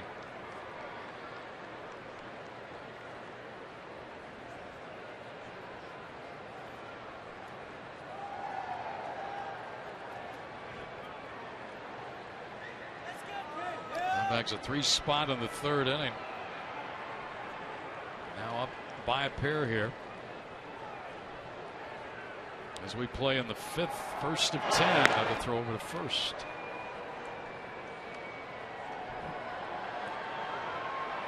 The Giants won tonight. They won at Philadelphia 7-2, and the Dodgers won at New York, beat the Mets 7-6. Only 6 caught stealing for Schaefer, 1 tonight. He takes off, pitch outside. Montero saw, he nailed him again. Miggy's 2 for 2 and nailing Schaefer. Kind of looked back as if to say, who is that guy catching? You know, he got a pretty good jump, too. Montero had a good pitch to throw on, outside fastball, but he just put it right on the bag. Look at the location of this. I mean, a quick snap throw, but right on the bag. Anywhere else, he's probably safe. Well, the Diamondbacks 46% caught stealing. That's the best in Major League Baseball by their pitchers and catchers. And only 32 steals against the Diamondbacks. Tied with the Cardinals for fewest in Major League Baseball. That's a combination of the pitcher holding and giving that catcher an opportunity. Miguel Montero has come a long ways. You know, a few years ago, he wasn't even close to throwing guys out like this. Here's the 3-2 pitch and a shot, but fouled on the line of right. Marwin Gonzalez. He's put a lot of hard work in with Glenn Sherlock, the Diamondback bullpen, and catcher coach Henry Blanco, and just getting out there before ball games and working on things. His footwork is excellent. You know, he squares up very quickly. He didn't used to do that. There's a ground ball pull to the right side. Nice play right here. Fields throws him out. 2 down. And I don't know if there's a catcher any quicker out from behind the plate on little dribblers in front of the plate than Miguel Montero. Yeah, he really springs out there like a cat. Here's Matt Downs now with 2 men out. Henry Blanco, you know that he's helped him out. Henry got his first home run of the year yesterday. Good for him. And when Montero pinch hit for him, Miggy got a hit. So. Line drive, and it's a hit down the line by Downs. They'll be in the 7th with a 2-out cover. 8 Houston Astros hits in this game. Nothing has come easy to Cahill tonight. This was a slider up in the zone. Downs sees it well. Anything elevated, he's going to jump on. Montero wants it down and away. This ball comes over the middle of the plate, hooks it right down that left field line. Now with 2 outs, here's J.D. Martinez. Martinez in a series here last year at Chase Field. 4-game set. He went 5 for 16 with 2 doubles, 2 home runs, 6 runs batted in against the Diamondbacks. Nice play there by Montero. Ball 1. He's got his RBIs going this year, but we've seen him as a much better hitter. I mean, he had a torrid series, like you said. He's a career .306 hitter with runners in scoring position. Martinez. The little guy's not in there tonight. Altuve. Usually Altuve getting a night off. He was an all-star, and Brad Mills had planned to give him a day off after the break. And it just happened to be this ball game. That wasn't Altuve, was it? It was Wandy Rodriguez. Wandy is not scheduled to pitch in this series. Ground ball down the line. 5. Ooh, that was close there. I mean, even though that ball was called foul, you have to attack that. You have to be aggressive in that ground ball. Come over and come up like you might have to make a throw. You never know. You can't assume what the umpire is going to call. That's our Century Link high-speed pitch. 94 for Norris, 93 Cahill. There's Altuve. You can see the resemblance. And you can tell the difference, too. Wandy Rodriguez was kind of just sitting back, relaxing. He's biting his nails. He wants to be in the lineup. That's the difference of a pitcher. That's a starting pitcher's life there. Wandy was just kind of kicking back, thinking, I'm not starting in this series. I'm enjoying life. Kind of looking in the stands a little bit. Pumpkin seeds out there, seeds, whatever. Altuve's got his head in the game. He's watching pitchers. He's watching pitches. You can see the resemblance. So he got the night off tonight, and on this road trip, he's only 3 for 28. I'm sure he'll be back in there tomorrow night. Cahill needs his third out. Nice scoop again by Montero. 2-1 the count. Well, 3 batters faced in this inning, 1 walk. But Montero threw out Schaefer trying to steal for the second time tonight. After Gonzalez grounded out, Downs with a 2-out double. Well, he's had 2 caught stealings and a double play so far in this game. It's really helped him out. Back to the mound. Should end the inning. Nice toss for the out. Runs a hit. Man left. Diamondbacks up.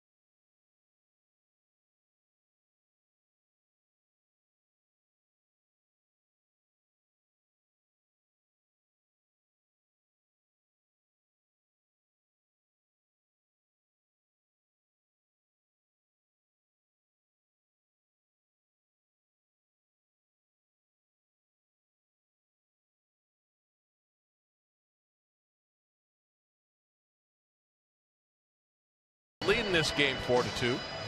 Everyday heroes are around us. You can nominate a person or an organization that has inspired you with their acts of selfishness in our community. To submit their name, visit valleychevy.com and facebook.com/valleychevy. Winners will be chosen to appear on the Diamondbacks live pregame show. It's Everyday Hero, presented by your Valley Chevy dealers. We'll go to the bottom of the 5th inning there. Gerardo Parra will lead it off. Top of the order for the D-backs against Bud Norris, Parra, Drew, and Hill. And this trio has been on base 5 times in 6 plate appearances. They've scored 3 runs, driven in a run. Parra walks scored in the 1st inning. And he hits this one to left center. That's a gapper all the way to the wall. Gerardo on his way to second for the 2-base hit. That's a 12th of the year. How pretty was that swing there? A fastball, he let it travel, got deep in there, and like Parra so many times likes hitting the ball the opposite gap, just went that way. This ball gets deep. Watch him. No stride, head down on the ball, and just shoots it the opposite gap. Those are tough hitters to get out. Nice job by Parra.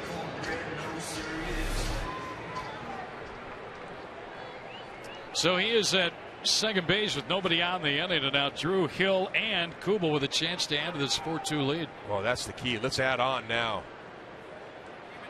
And for the Diamondbacks, their 5th hit of this ball game. Blowing inside, ball 1. Diamondbacks 4 for 8 with runners in scoring position tonight. Boy, that's a welcome sight, isn't it? Well, they did a nice job, even getting 1 run back in the bottom of the 1st inning after giving up 2. Got right back in this game, and then, of course, that 3 spot in the 3rd. Now you got a chance, to start breaking this game open a little bit. Drew's had a couple of good looks at Bud Norris tonight. A double and RBI in the 1st inning, then walked and scored in the 3rd. Justin Upton's 2-run homer capping a 3-run 3rd inning.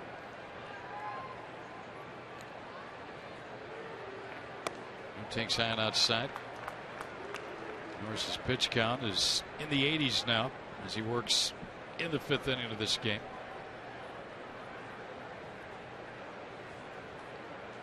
Really got to him in the first and the third innings. A lot of pitches, but boy, you can see the fourth inning. Not very many, and not a whole lot in the second. Just starting the fifth here. Drew slices one foul and out of play. Just under 24,000 here tonight as the Diamondbacks return off that long road trip. First time they've been home since before the All-Star break. Last home game here was July 8th. Here we are on the 20th of July. Now it's good to have baseball back downtown Phoenix. And a lot of baseball to be played on this homestand. 9 more games.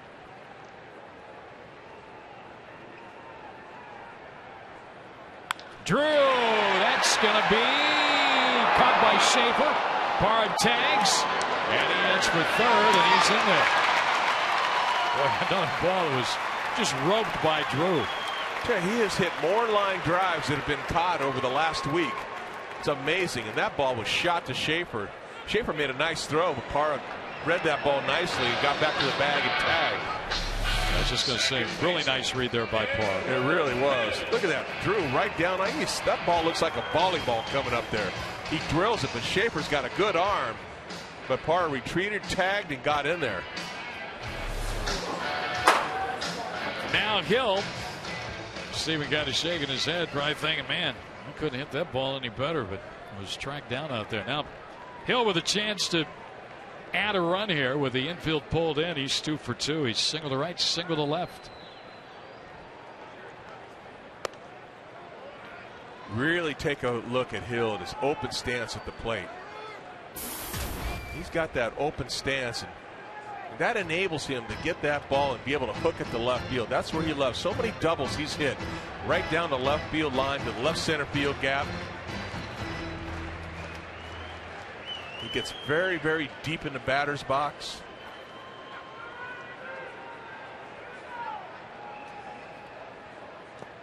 Nice block by Corcoran at the plate. See that pitch, a high hanger, no high fastball, and he just jumps on top of it. But you just kind of look at that right there. He's open right there, just slightly closes up, but he can get to all inside, middle in. He is so dangerous.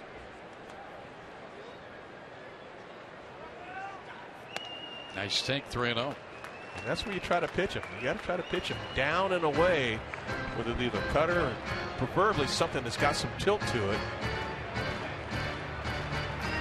But if you got to come into him, he's about as good a fastball hitter as you're going to see. Kubel again over in the on-deck circle studying.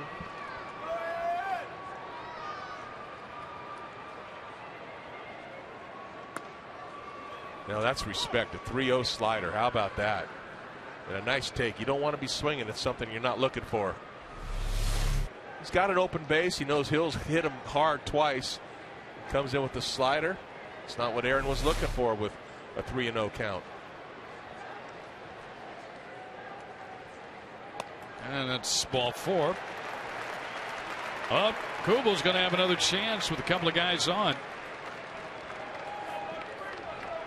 Let's answer our trivia question brought to you by AT&T.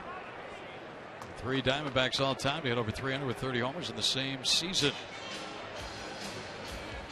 Gonzo, Williams, and Tony Clark was here tonight. TC. House. Wouldn't have guessed TC. 2005. Now left field. TC was here tonight. Works in the commissioner's office.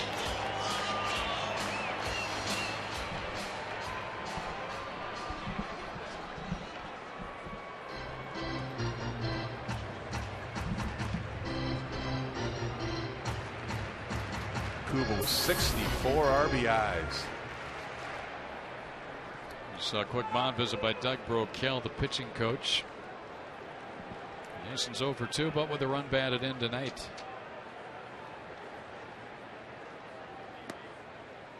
Ball 1 down low. Well, third time around now for all these Diamondback hitters, so they definitely know what Norris is bringing to the plate.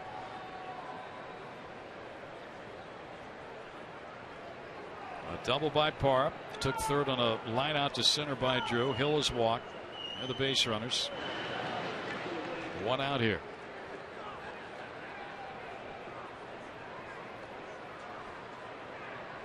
I gave you those numbers earlier. Kubel just loves hitting in this ballpark.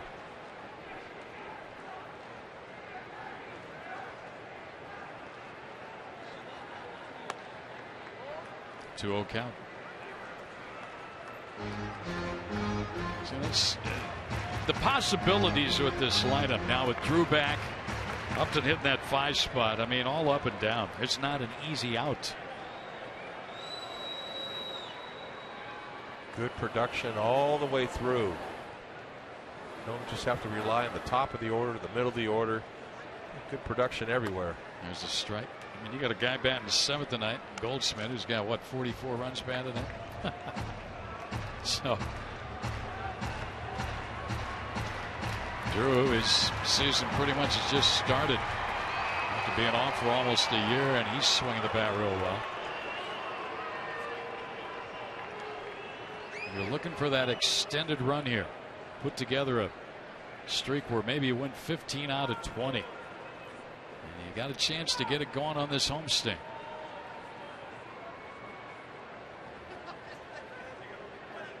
Outside 3-1. Justin Upton, look at his chops. He's in the on deck circle. He might be coming up with the bases loaded. Oh, and he's feeling it too. You know, coming into this game, Justin, 3 for 3 against Norris with a home run. He has really seen the ball well against Bud Norris. 2-run homer tonight. Boy, Kubel's sitting on a fat pitcher, maybe 3-1.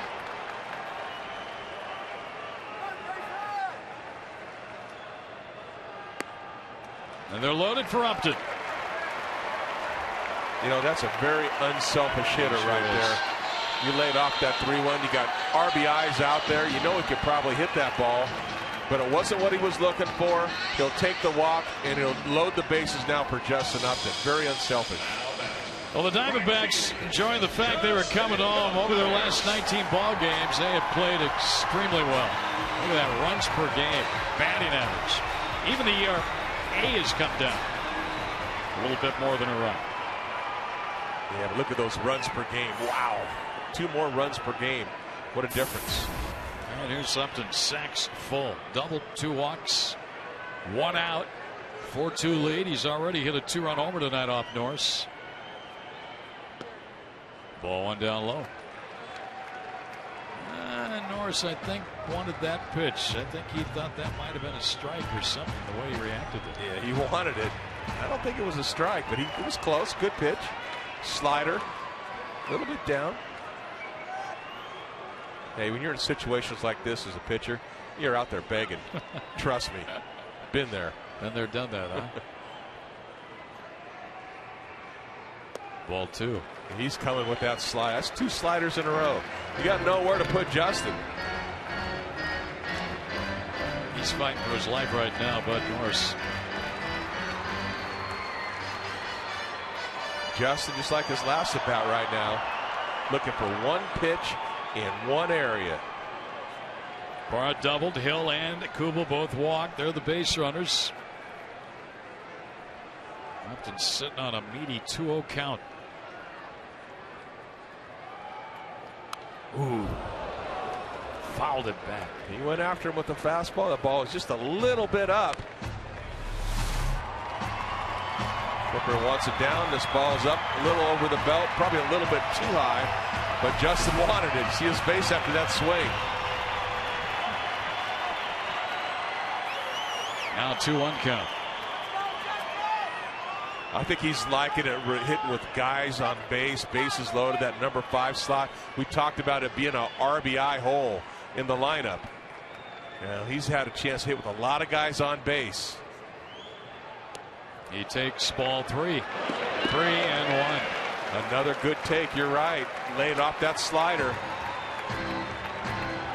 Norris doesn't want to throw a fastball to Upton. He's missed with 3 sliders this at bat. Just like the 2-0 pitch, I think Justin's jump is going to sit all over a fastball here. Dial it up.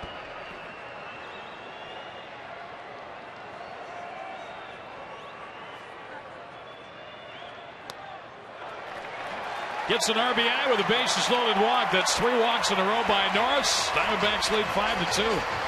How about the patience of that at bat? Just like Kubel, knowing that RBIs are out there, but still waiting to get a good pitch to hit. He didn't get a good pitch to hit. He took the walk, got the run in, but you end up keeping that for the next guy now. You got to throw one pitch in the strike zone there. Very patient at bat. Nice job by Justin. Upton's now driven in 3 on the night. Astros get their bullpen going. Now you got a chance for a real big inning. Miguel Montero, but Miggy's had a rough couple of at-bats against Norris with 2 strikeouts and has not looked good at the plate. You know, what are you thinking right now, Brad Mills? Your pitcher's out there in the 5th inning. 3rd time through the order. He's walked 3 guys in a row and walked a run in. Well, this is eerily similar to his last start. He walked 6, struck out 6 last start. Tonight he struck out 7, walked 5.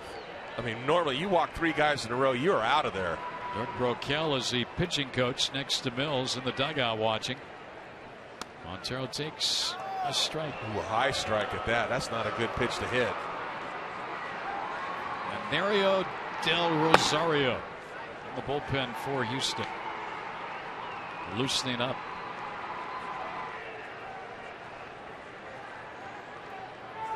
Parr, who doubled to start this inning, has scored. Now it's Hill, Kubel, and Upton all on base with walks. Miggy a drive down the left field line, but foul. Boy, that was almost a lot like in a bat he had in Cincinnati. Just hit that fastball down the left field line, cleared the bases. Very close. Trying to go fastball away.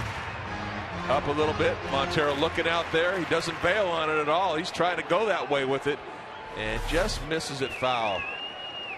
And he's going to be in protect mode down to the count 0-2.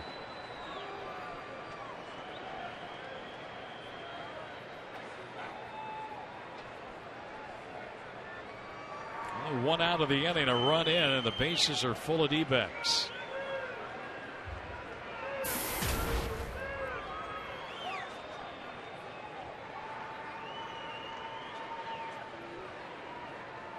Into the dirt.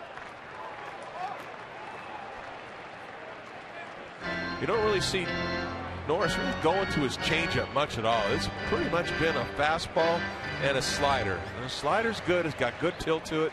It's tight. But you become almost a 2-pitch pitcher here tonight. He is up over 100 pitches on the night. Working in the 5th inning. You figure, Candy, 4 1/3 innings right now and 102 pitches in the ballgame. That's a lot of work. That is an awful lot of work. Of course, 5 walks don't help. There's a shot to center, and that will be caught by Schaefer. 1 run scores. Here comes another run to the plate. And the Diamondbacks have a 3 spot. They're up 7-2.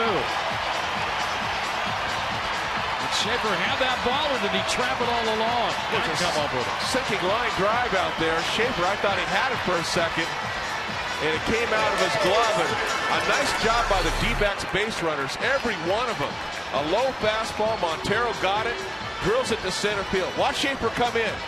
No. Now, hit the ground there. He overran the ball. And a nice job by Matt Williams as Kubel. He sends Kubel home. And it's almost like the Astros defense kind of gave up on this play after Schaefer came up a little short on trying to catch that ball. It's going to end the night for Norris. He's going to leave here.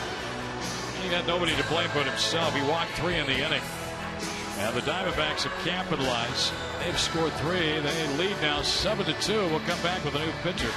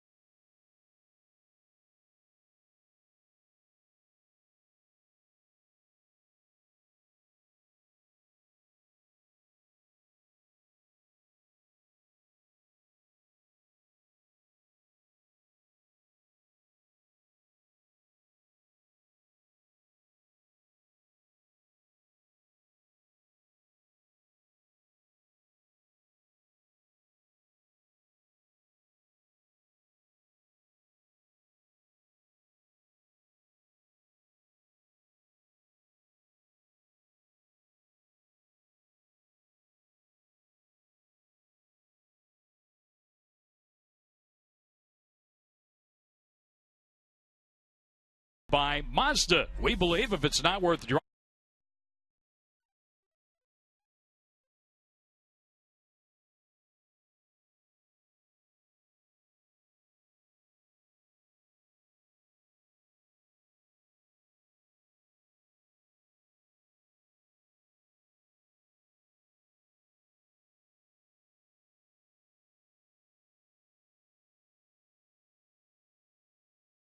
Baseball is brought to you in part by Mazda. We believe if it's not worth driving, it's not worth building. Bluebell Creameries. Try our newest flavor, Summer Strawberry Pie.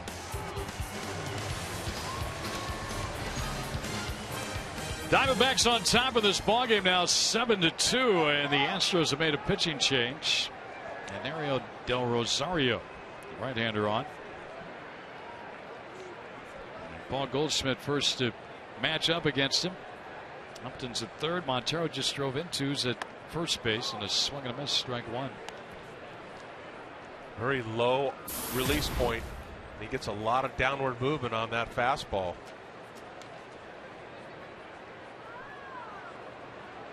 He has stranded 8 of his 9 inherited base runners. And Goldschmidt fouls one back, strike 2. Well, it's taco time. Diamondbacks have 6 runs on the board.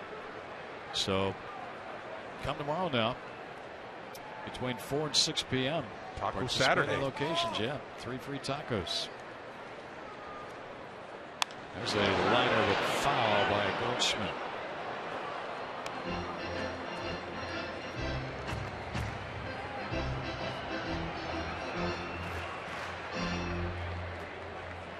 Del Rosario has pitched only 2 2/3 innings on this road trip thus far. He was only recalled on July 5th. Now time is called. 2 of the 3 who have walked this inning have scored, and the other one who walked, Upton's at third base here. And that's a ball inside. Well, that's a good take also. That's a tough pitch. A 2-seamer coming in there, lays off of it. D-backs as a whole tonight, they've really laid off some tough pitches. Very unselfish lineup tonight. Ball 2.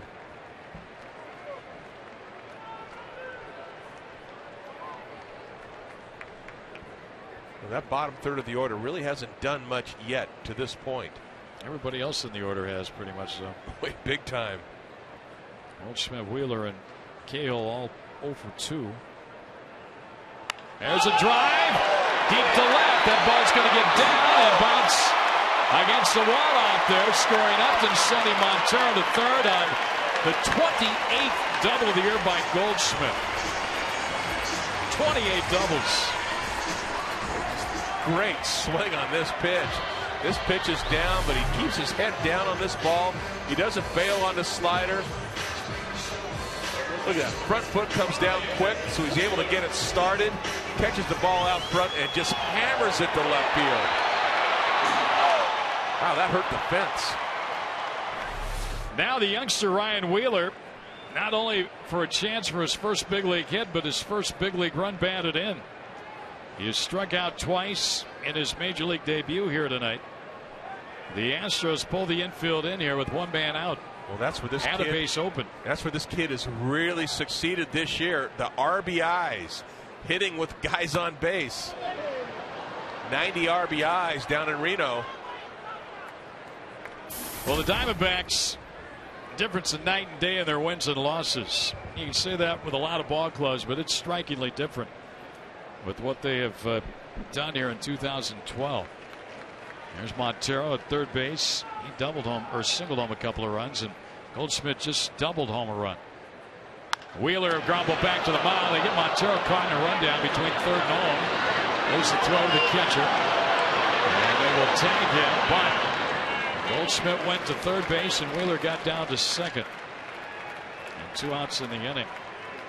Tell you what, there's almost a vacancy at home plate there too. That will go as a fielder's choice. Downs, the first baseman, came running home, and they got Montero in the hot box at third base. But does a nice job, and Wheeler's able to get over to second base. So Wheeler 0 for 3 in his big league debut. And here's Cahill, who was struck out and grounded out. And that got Corporon at the plate. That hurt.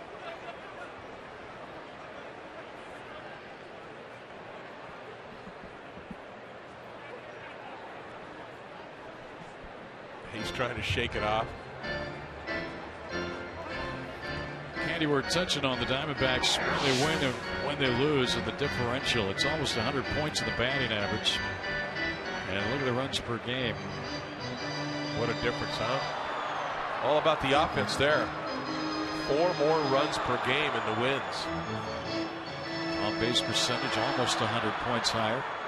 And tonight they have 8 runs, 7 hits. It's been a 4-run 5th inning and an 8-2 lead. You know, another nice stat tonight. Every one of their walks have scored. Yeah. All 5 of them. Little floater, center field, base hit, Cahill. And just 1 RBI as Schaefer nails Wheeler at the plate to end the inning. So Schaefer throws out Wheeler, but Cahill an RBI to make it a 5-run 5th and a 9-2 Diamondback lead.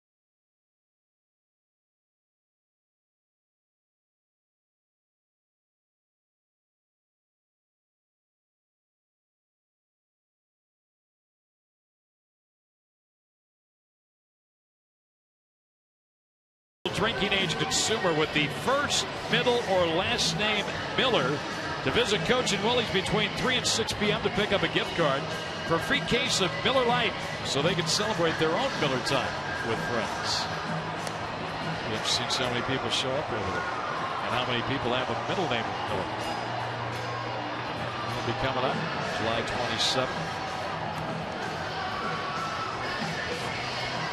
Diamondbacks now with a 9-2 lead. The first career run batted in for Trevor Cahill. I think Gracie's middle name is Miller. It is. Miller Barber. Yeah, there are lots of Millers. Trevor's got a big lead here now. Boy, that's nice. You got 3 in the 3rd and 5 in the 5th. How about that? Strike 1 here to Brian Bogusevic.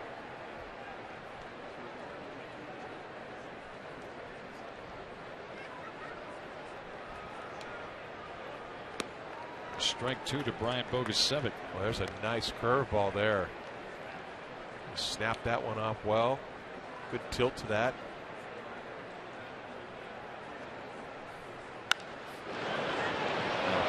Of the 9 runs charged to the starter Bud Norris tonight.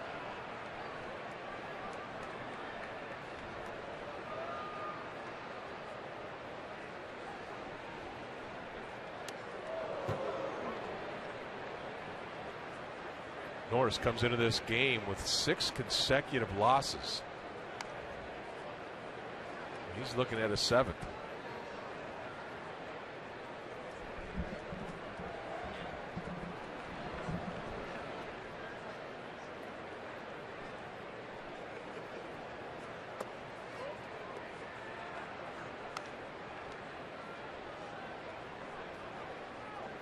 This is the situation of the game right now. You got a 7-run lead to protect.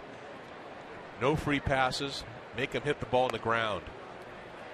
Even a curveball in that situation, maybe not the smartest pitch. You want to throw a strike right there. You don't want to get the 3-2. His best pitch is a sinker. Let that sinker go to work for you. Ends up walking him after getting ahead of him 0-2. Wow. Second walk given up by Cahill, and it starts the 6th inning. Well, we saw what walks did to Bud Norris.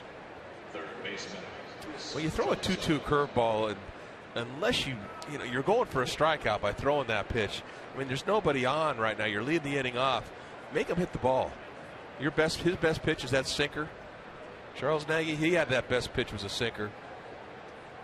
He got a lot of ground balls. Ball fouled at the plate by Chris Johnson.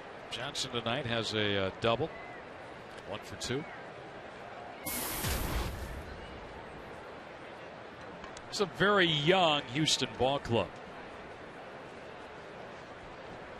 Therefore, you get a lot of mistakes.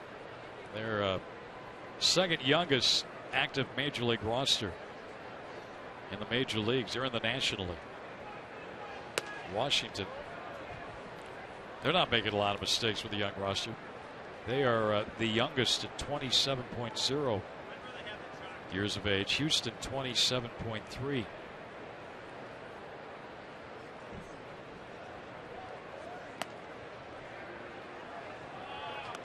Falls behind 2-1. Yeah, right now, just keep jamming that sinker up there. Get a ground ball. That's his best friend right now. You might get a double play. Don't pitch away from contact.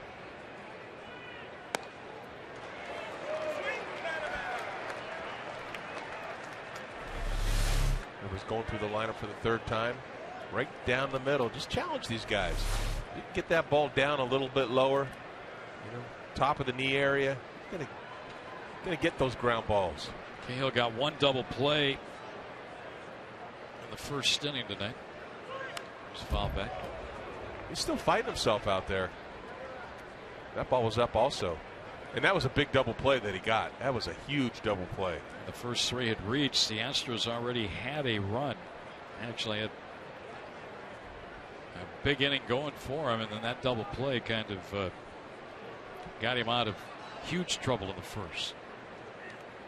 It just skips by Montero. Wild pitch. We have another 3-2 count. Took the double play away from him also. Spiked the changeup. I'm a firm believer you don't want to get to 3-2. 2-2, throw your best pitch. Well, the Diamondbacks remember yesterday's 6th inning in Cincinnati. Got him in trouble. Had a 6-0 lead that went to 6-3. Ended in a 7-6 loss. That's a pulled foul. Full countdown 3-2. Joe Saunders left with a lead in that ball game, but a few times the bullpen just couldn't hang on. They had to try to bridge that gap to get to David Hernandez. They couldn't do it. Talked to Joe today. He said he felt good. He was sorry the club didn't win and he couldn't go further, but he had a no-hitter for 4 2/3. Yeah. There's David Hernandez. It's not quite his time of the game yet. Well, let's hope he doesn't have to be used to it. Right? There's Bronco. Mike Zagurski. He's up walking around. I thought JJ's probably keeping things loose out there. Ground ball down to first. I think Mr. Johnson helped Mr. Cahill on that one. That might have been ball 4. He chased it and he rolled easily to first for a big first out of the inning. Yeah, that's a big guy. When you got a 7-run lead, you just want to stay away from a big inning. No crooked numbers. If you give up a run, you give up a run. Now, there's still a lot of game left here. Now Brian Bixler will be the hitter.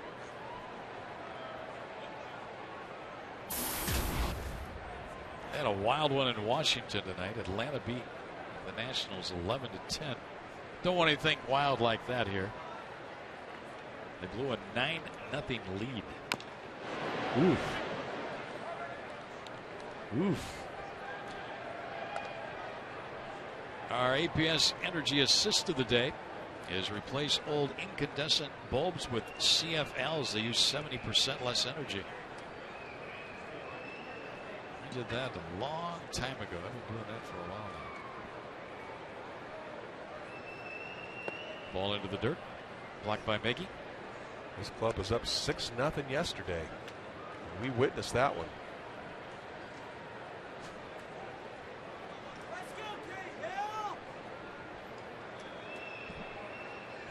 And so did Gibby. He was not happy about it. No, he wasn't. And the team as a whole, they weren't happy about it. Had a chance to win 3 out of 4 against the Reds. They would have picked up a game in the standings also. Would have been 6 back.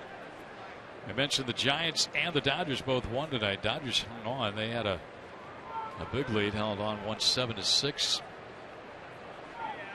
Giants beat the Phillies. I'll have highlights for you a little later on. Here's another third batter of the inning, and a 3-ball count on the third batter in the inning. He's really fighting himself right now. To me, he just has not looked comfortable this whole game. He got away with a high fastball there. 3-2. Bixler to step out of the box. Upstairs again. Not a good place for those sinker ballers to miss. Down to third. Wheeler. Look. Run is in. Little tapper. Wheeler coming in to try to make the play. He had a lot of time. This looked like he might have panicked a little bit. Didn't field it cleanly, and that's all it took in this level. Saw him come in. Heads down on the ball. Never catches it cleanly. Talking with Matt Williams, he said Wheeler goes well to his left. He has trouble on balls like that one there where he has to come in on, and also backhanding balls down the line. He's played a lot of first base. He's even played a little left field, but he has had time at third. I believe he started 49 games for Reno at third base. There's a foul. 9-3 score now. You don't want to say he's a man without a position, but he Craig Brenslow, the lefty, is up.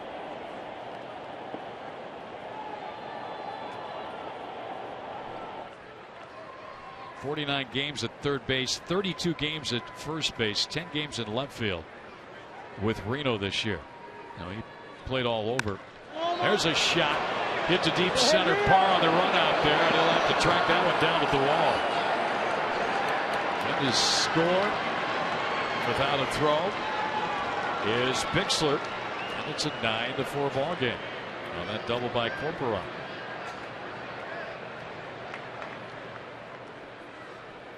Well, that's his 101st pitch. Location of this pitch, fastball right down the middle. He's not going to miss that, and that ball is hammered. Gibby's coming out, so that's probably going to be it here for Trevor Cahill.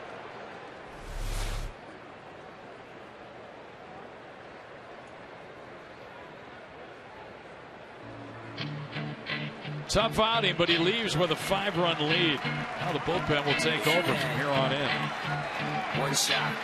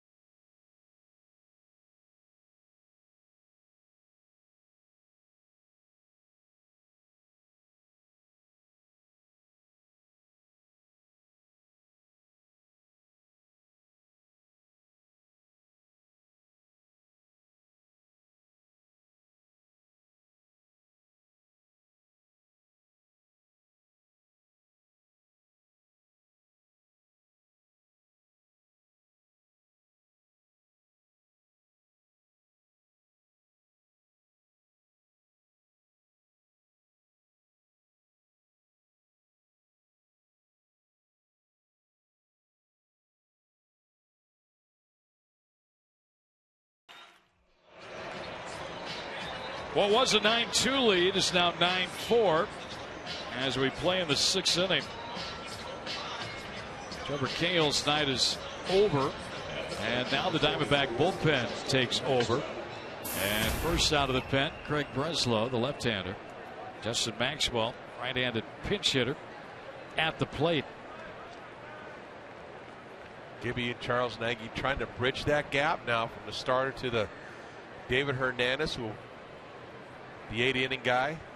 Him and Gibby, or him and JJ as Gibby's looking on. Maxwell takes a pitch outside, ball 1. Maxwell's hit 8 home runs this year. Driven in 25.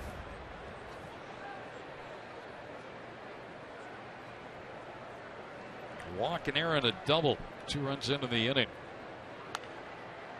And end of the night for Cahill, who now watches as the Diamondbacks try and get a win here in the opening game of this 10-game homestand.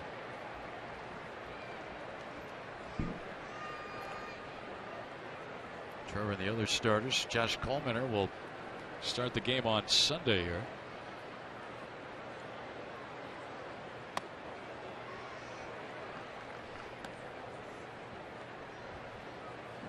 Maxwell sitting on a 2-1 count. You come into the game, bring that reliever in. That one statistic, first batter efficiency, is huge right here. Need to get an out. Another 3-1, 3-ball count on a hitter. There have been 5 hitters this inning, and 4 of those hitters have seen 3 balls in their at bat. That's not the prototypical way to get guys out. He walked him, ball 4. It's a little more dicey. Now you got the top of the order to deal with. And Jordan Schaefer's been on all 3 times tonight. A double, a single, and a walk. He's also been caught stealing twice. Boy, this is where Breslow really needs to lock in now. You got a couple guys on base. You already have a couple runs in. Got to get an out. Get a ground ball, maybe get a double play, but you got to get an out. Schaefer showed bunt. The Astros have bunted 4 times tonight. They had the 4th fewest amount of bunt attempts in the National League coming into this ball game. You know, it's almost twofold. They're probably testing, Ryan Wheeler at third base. And they're also, just trying to make contact and get on base themselves. Schaefer fouls one back. That first bunt look, he got Wheeler in on the grass and then tried to shoot that one by him, but he fouled it. Breslow has come in here, thrown 7 pitches, and he's only thrown 2 strikes. He walked the first man he faced, but he's now 1-1 on Schaefer. Harper on the runner at second. He doubled home a run. Maxwell pinch hit. He walked. He's the man at first here. And there's a bunt. It's going to be out of the reach of everybody. He's trying to drag that one with him.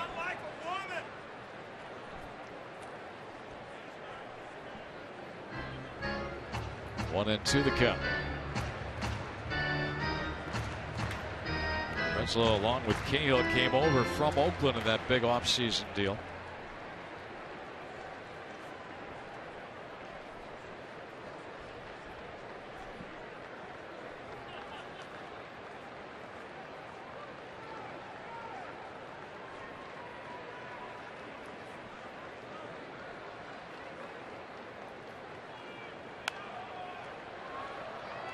Foul back.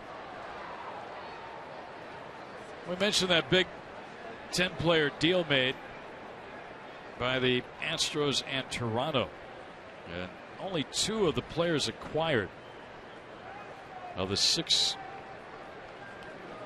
come over from Toronto are coming to the Houston Ball Club. The pitcher Francisco Cordero and outfielder Ben Francisco. Schaefer takes high. The other 4 will go to the minor leagues. J-Happ was scheduled to pitch here tomorrow against the Diamondbacks. Astros have their bullpen going. Fernando Abad.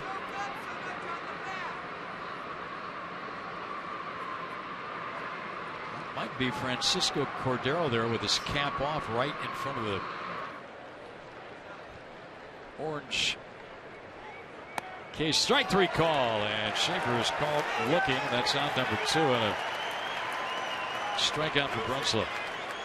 Boy, that's a big one. Need to get an out right here. Made a nice pitch just off the plate, but he got the call. Shortstop, Marwin Gonzalez. 2 outs now from Marwin Gonzalez, the shortstop.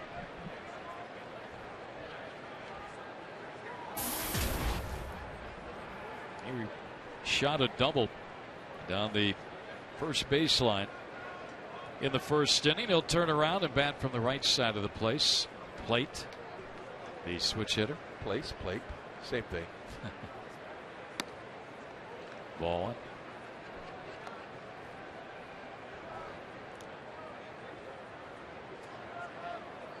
Breslow's very methodical when he's out on the mound.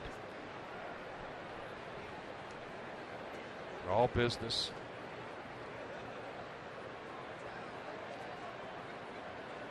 Outside. Kerwin Danley, our home plate umpire, has a little different way of getting set on a pitch. He actually takes a knee behind the catcher.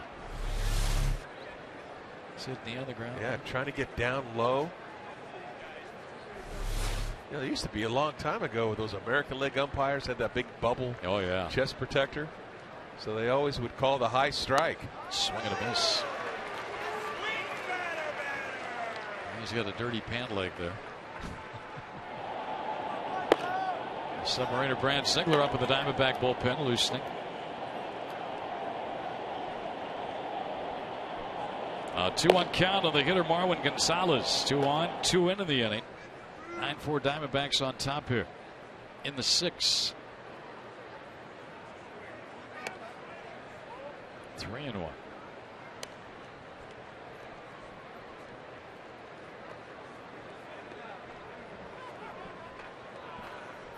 And 3-ball counts have been the thing this inning. Bogasevic, Johnson, Bixler, Maxwell, and now Gonzalez. Just not the way to get guys out. You fall behind 3-1. If you get them out, they've got themselves out. 7 hitters this inning and 5 3-ball counts. Swing and a miss, 3-2. That probably was ball 4. But close to it. He was geared up to swing. He was looking for a fastball and knew he was going to get one. So he gets it started early, and even though that ball's out of the zone, he can't hold up. He already committed. Breslow knows he's got an aggressive hitter up there, and Gonzalez. He's got a 3-2 count. Runners are going to be leaving here with 2 men out. Got to throw a strike. And the danger if you lose this guy, then you get the 3-hitter up next for the Astros. Swing and a miss. Breslow comes back after a walk to the first man he faced, and then struck out Schaefer and Gonzalez. Astros get 2, pull a little closer.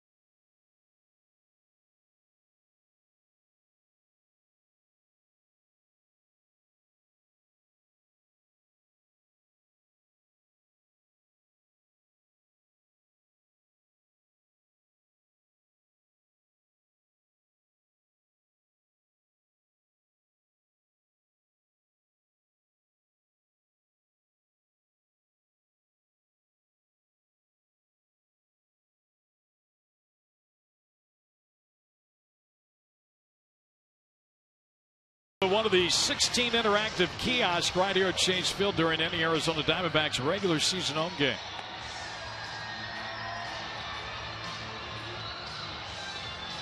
Bottom of the 6th.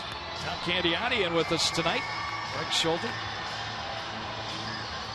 And the Diamondbacks leading by 5, 9-4. D-backs with the offense tonight.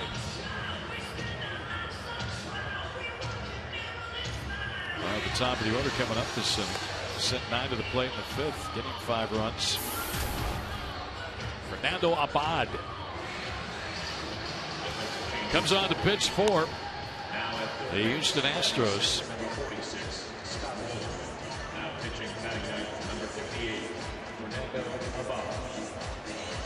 And the Astros also have a new third baseman, Scott Moore. So, who are these guys? Yeah, Bruce Johnson is up.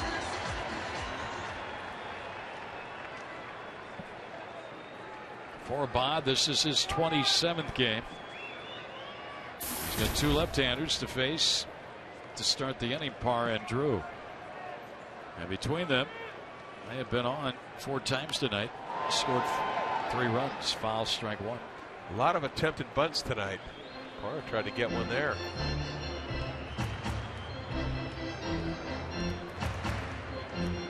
Cahill ended up giving up 4 runs. 3 of those runs were earned in his 5 1/3 innings of work.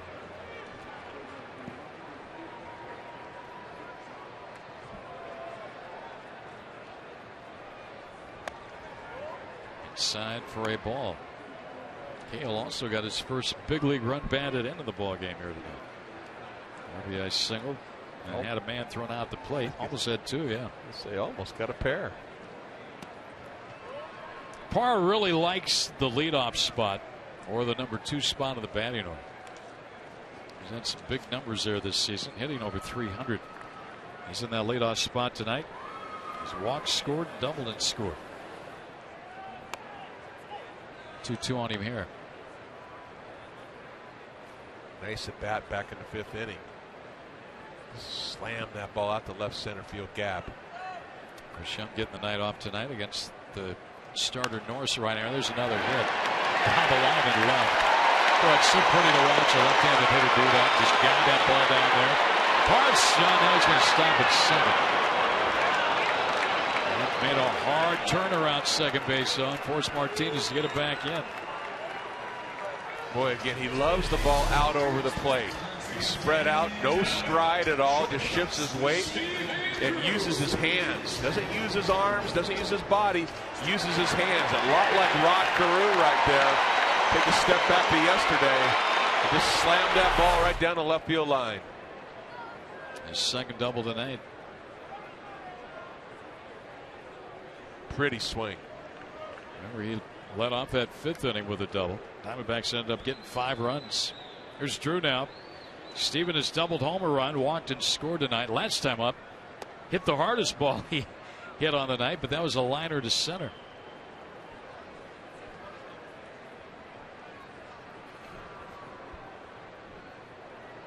9 Diamondback hits now. They have caught the Astros in that department.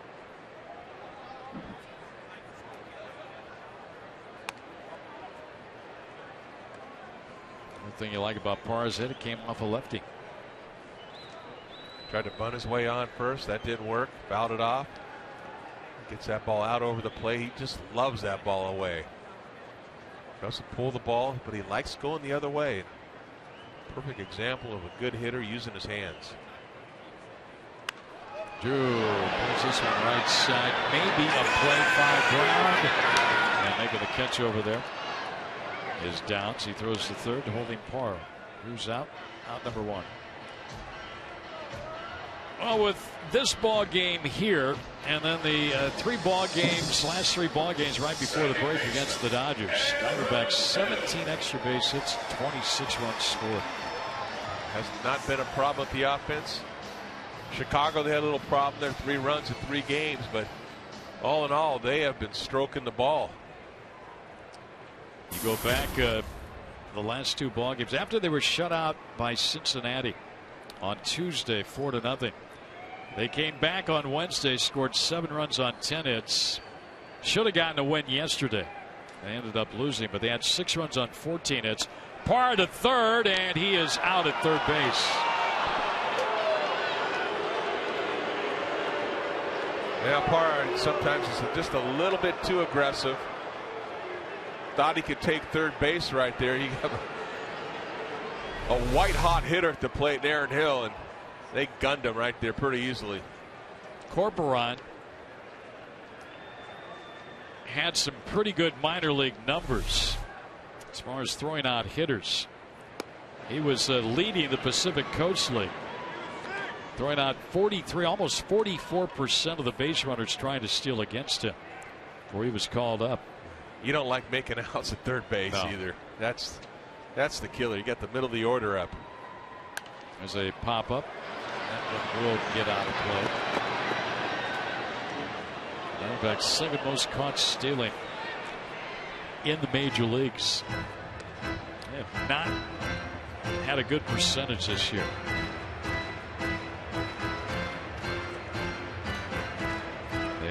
Hill had a steal earlier tonight, but 1 for 2 tonight, so they have 55 stolen bases, and they have been caught stealing 35 times. Hill, a ground ball to first, and Downs fell down trying to field it. Had backspin on it. Hill's on his way to second, and he'll get in there. I don't know, that ball just had so much backspin on it. Downs got his feet twisted, or if he just fell down. I was surprised, first of all, that Hill even went that way. Kind of an emergency swing. A backdoor breaking ball hits the end of his bat, and he barely finishes the swing on that side spin, and he comes in and he got caught in between. That ball gets by him for a double. Hill's on base for the 4th time tonight, his 3rd hit. Well, Parr would have held his own at second base. Now they changed it. They've changed it instead to an E3.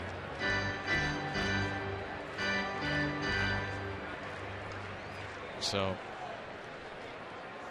they had double, then they went E3. I never knew that ball even touched his glove, did it? Now they've changed it back again. I'm going to say, wait now a they minute. got double up there again. Last time I was in here, you guys baited me on a scorer's decision, so this time I'm not biting. I'm just going by what they're putting up there on the scoreboard. They had double, then they went E3, now they go double. I would have agreed with you if they had double. There's a ball outside. Parr, though, getting running into the out at third on the stolen base attempt. Cost the Diamondbacks a run here.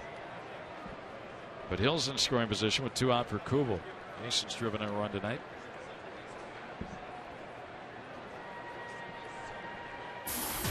Hill closing in now on .310 with a batting average. He is really on fire. Kubel lays off. Hill is in the top 10 in base hits this year, and the 3 gave him 107. Melky Cabrera, Andrew McCutcheon, Michael Bourne, David Wright, Carlos Gonzalez, Martin Prado, and then Aaron Hill and Matt Holliday. Should have been on that all-star team. Yeah. This guy could have too, Kubel. As could have Goldschmidt.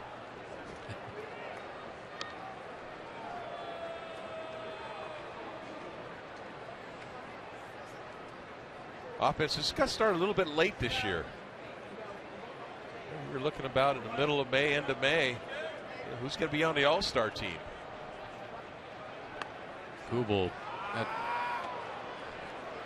knee lock there looked like. It's 3-2 now.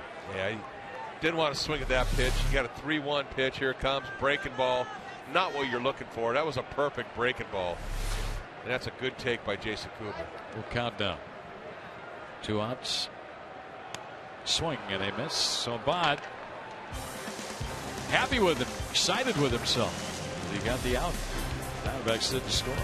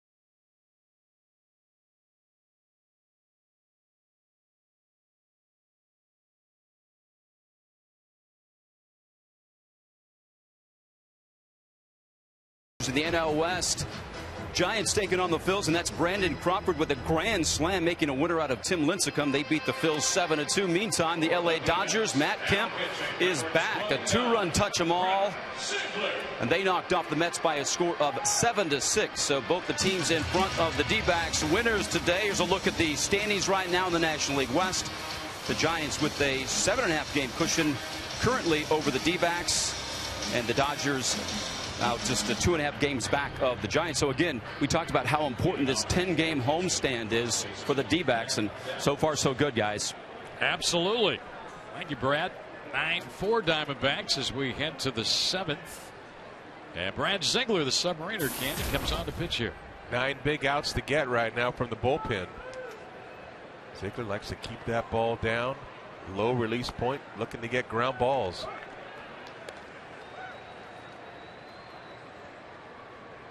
Matt Downs first up against him. Strike one. Breslow went 2/3 of an inning, a walk and then 2 strikeouts. It just seems like the D-backs tonight as a whole, the team, has really thrown a lot of balls. A lot of 3-ball counts, as you had said. And the surrounds on Walker's first one. Good way to start right there. Nice pitch. Gets it down in the zone. Gets an easy ground ball to Stephen Drew. Our Chevron upcoming schedule. Wade Miley's going to go for win number 11 tomorrow night. The rookie left-hander against the Astros. And Dallas Keuchel will get the ball for Houston. Jay Happ, he's taking his spot in the order. Ground ball down to third. Nice play, Wheeler on the backhand. And he threw him out at first. Nice play down there. That's an excellent play. Ball's hit hard. Goes down and gets it. Nice little knee bend. It comes up, sets himself, and makes a nice throw across the diamond. I guarantee you, he's been nervous. Once you get into the game, actually, you kind of settle down a little bit. There's still nervous at times, but his folks, his mom and dad and his girlfriend, they are just nervous as nervous can be during this whole game. Watch it. Dad taking a big deep breath there. Poor parents. Oh yeah. Hey, they got over here. Ryan had a kind of an easy trip. Reno was in Tucson. Play the Padres AAA team. There's a strike. Well, believe it or not, Diamondback pitching tonight has not had a 1-2-3 inning against Houston. Ziegler's trying to accomplish that here by retiring Bogus Sevic. Did he get it? He did. 1-2-3 to the Astros. Stretch time here for the 24,000 on hand. Diamondbacks leading 9-4.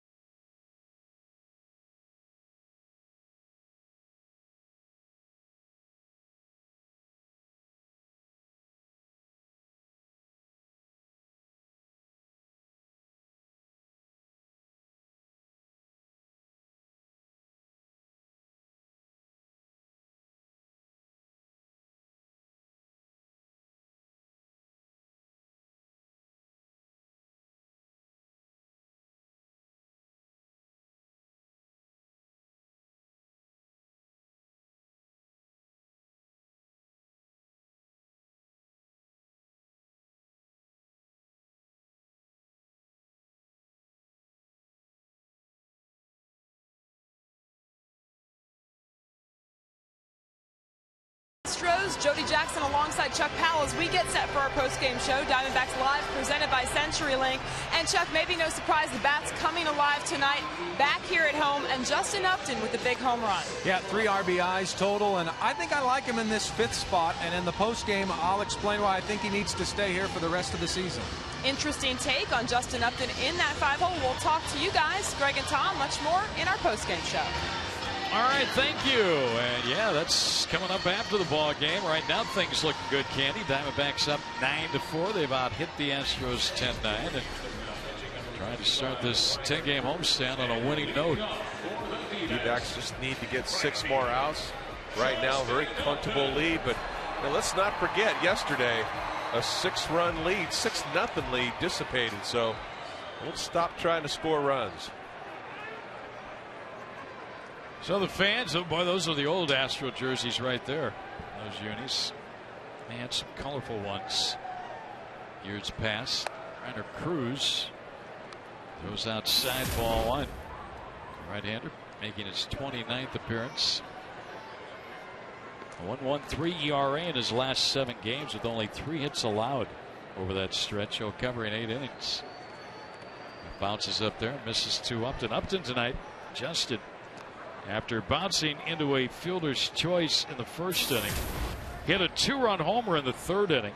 His first home run since June 23rd, his 8th of the year. And then he walked with the bases loaded to get an RBI in the 5th. So now 41 runs batted in the year for Upton. And you mentioned that 5 spot in the order. That's an RBI position in the batting order. And Justin fared well against Cincinnati. And now here tonight, Ryan Wheeler getting a lap or 2 in with Kirk Gibson, the manager. Gibby's taking his pulse right now. Seeing how he's doing. He'll enjoy the moment, live the moment. It's never going to happen again. It's a special game in your career. So many guys are going to tease him. You just love it. Parents are there to watch. He'll get at least 1 more bat in this game. Upton pops this one up.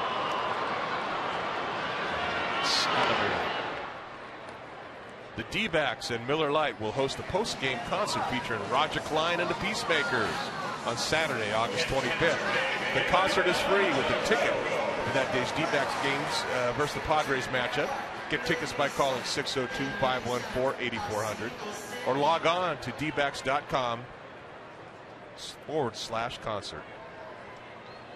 One away now for Montero. Miggy struck out his first 2 times up against Bud Norris, but he drove Norris out of the ballgame with a 2-run single in the 5th inning. Montero now sitting on 52 runs batted into the year. Big swing and a miss, strike 1. Miggy always has up for those challenges, guys trying to throw fastballs by him, particularly inside. He just does not want to be beat by that fastball. And how many times we mentioned it, when he takes that fastball the opposite gap, sits on a breaking ball a little bit, he is a tough hitter. Fouls that one back. Always seems during each game he plays to take 2 or 3 of those real hard swings. They almost yell at it. Don't swing hard, swing quick. I asked him, use your hands. I said, how many times have you hit the ball swinging that hard? He said, probably none. He has to keep doing it, though. 0-2 pitch to him. And look at that. That's perfect right there. You can't execute any better on that outside pitch to the left-handed batter. And he just hit the hole between 3rd and short. That's what you do to use your hands. Look from the side. Just watch his hands. Doesn't swing with his arms, just his hands. Look at that flick. Just going out there hitting the ball the other way. Look at that. That's just beautiful. That frustrates the pitcher. Trust me. You look at and I'm not counting Wheeler tonight. He's a rookie making his Diamondback debut. But you look at Parr, you look at Drew, you look at Kubel, and you got Montero. They all have that ability to take a pitch out over the plate and drive it somewhere into left center field. Parr keeps doing that, or Montero keeps doing that. He can hit 300. He's a 300 hitter. How many balls did Tony Gwynn hit the other way? I mean, he made a living doing that. He's almost a 400 hitter. Yeah. Exactly. Goldschmidt has a RBI double tonight. His run batted in, number 45. Oh, Kerwin Daly. We told you he takes a knee on a lot of those. He's really relying on his catcher to help him out. And that one got him. You know, we're talking about the lefties going the other way, which they do very well. But let's not forget about Paul Goldschmidt. Yeah. You know, he goes the other way as well as anybody, especially for a young hitter.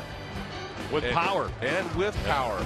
All the doubles. There's a lot of those doubles have gone down that right field line, right center gap. And he's not afraid. He's not bashful to pull him either. But tell you what, that's why he's threatening to hit 300, because he can take that ball the other way. Kerwin Daly says, all right, enough's enough. Let's get going here. You helped me out long enough. Get back. We'll start going again. That hurt.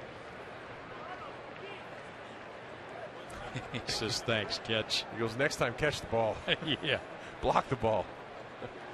To another count on Goldschmidt. Goldschmidt's double tonight, by the way, was his 28th of the year. You're wondering where that puts him in the National League. Votto, who's out now for about a month, has 36. He's still comfortably in front. David Wright of the Mets has 30. Ramos Ramirez 29 for Milwaukee, and then Goldschmidt 4th with 28. Playing his first full season in the big leagues. He's got a stretch of 10 games here at Chase Field. He could put up some pretty good numbers.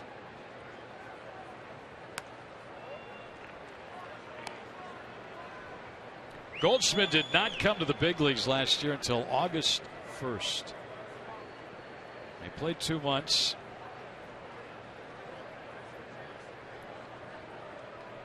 He's had quite a run since coming up from Double-A Mobile.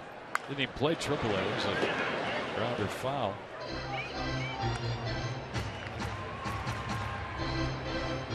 Schmidt last year had 39 hits. 18 of those are extra base hits, 9 doubles, a triple, and 8 home runs. This year,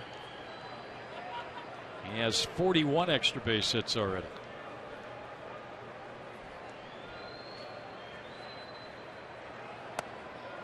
And he draws a walk. All right, let's see how we did on our Nissan text pool here tonight. What's one of these bands? Kind of close voting, but Tears for Fears, 35%. White Snake, Flock of Seagulls, the Bangles, dead last. Some really dressed for the occasion on 80s night, didn't they? Got Tears for Fears on my iTunes. I do too. Don't have White Snake. I'm not going to admit to it. And his 80s. Love it. Well, here's the kid, Ryan Wheeler. 0 for 3 tonight in his major league debut. A couple of strikeouts. Last time, get into a fielder's choice.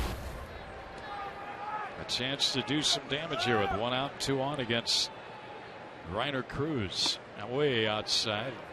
Corporon took a seat on that one. Ball 1. You know, Cruz has a really live arm. He gets it up there at 95 miles an hour, and it's got a lot of life on it. It's not straight. Diamondbacks have had 17 base runners tonight. There's a liner to center. Schaefer on. Won't get it. It's a hit. And that'll load the bases and throw that ball to the dugout. For Ryan Wheeler, his first major league hit. Congratulations, young man. Boy, what a thrill. Look at the crowd respond to him. That's awesome. Mom and Dad up, applauding.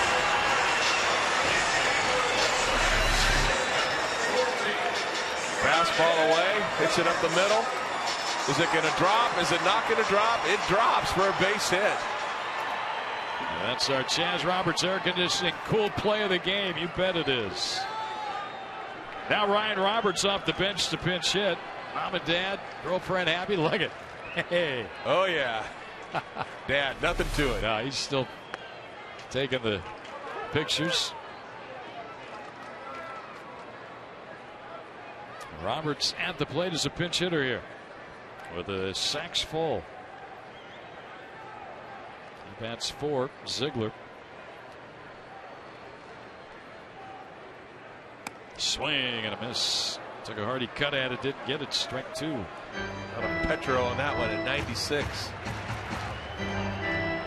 Strange release point, too. Not an easy one to pick up for a hitter.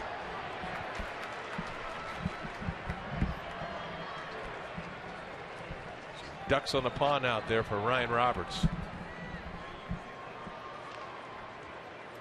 Down into the dirt.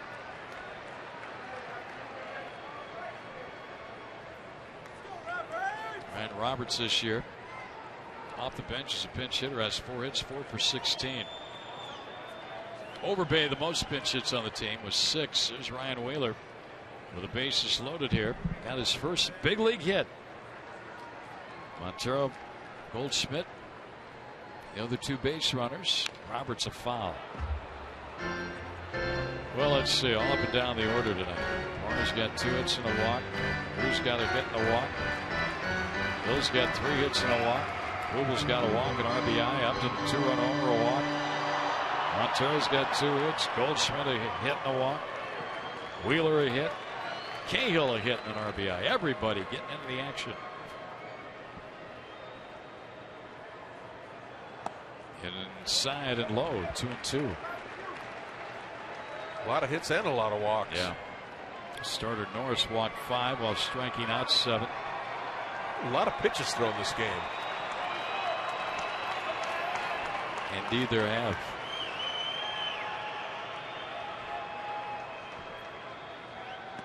Ball 3 now. And a lot of 3-ball counts on hitters tonight. That's kind of been the theme, isn't it? Yeah, he really has.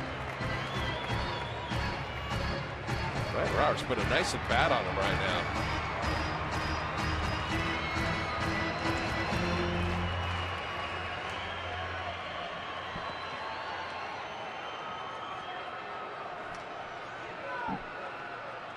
See what Roberts can do on a 3-2 pitch with the sacks pulling one out here.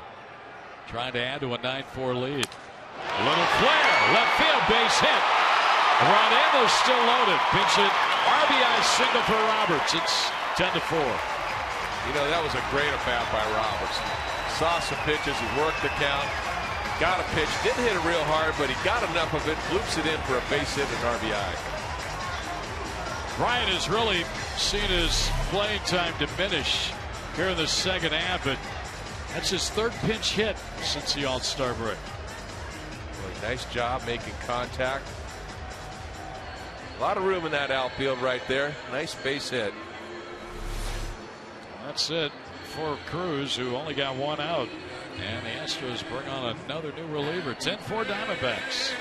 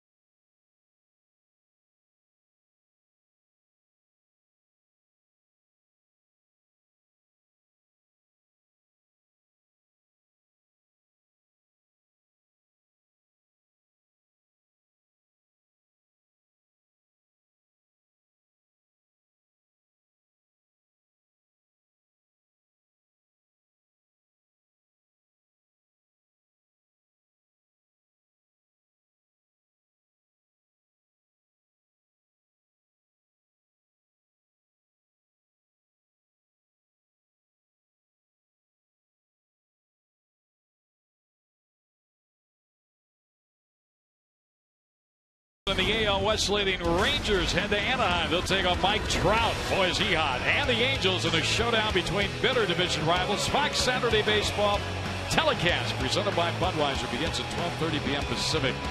Only on Fox. What a story that young man is, Mike Trout. Wow. Unbelievable. Gerardo Parra bats with the bases loaded against a new left-hander, Wesley Wright, for Houston. Diamondbacks have scored a run here. Parra's got 2 doubles tonight along with a walk, and he takes a strike call.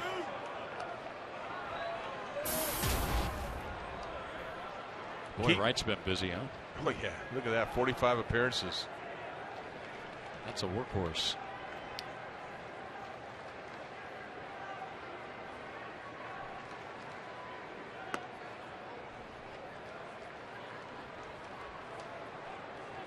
Just keep trying to score runs. Don't stop. No. Don't stop the machine. We even said yesterday, Cincinnati, we've seen these leads disappear from time to time. Did not want to be prophetic. And there's a ball inside, 2-1. But now you never have enough, it seems. Montero led off this inning with a single, has scored. Goldschmidt's at third base. He walked in the inning. Wheeler got his first big league hit. He's at second, and Roberts drove in a run with a pinch single. He's at first. Parra now hits one down to first. Oh, great play. Everybody's safe, I believe. I don't think the man ever touched first base. He did not. No, he didn't. And the run scores, and the bases are still loaded. Scott Downs looked like he was ready to tag the bag, and he came up short. I could hear Eric Young up here telling the hitter, Parra, to get back to first base. It looked like he went for the backhand. Well, what he should have done is, take the out right here. It's a ground ball, and he goes over to first base. He realizes his play's at the plate, and he doesn't get it. He doesn't get anything. A nice play to start it off. He sees the bag right there and doesn't even really try to touch it.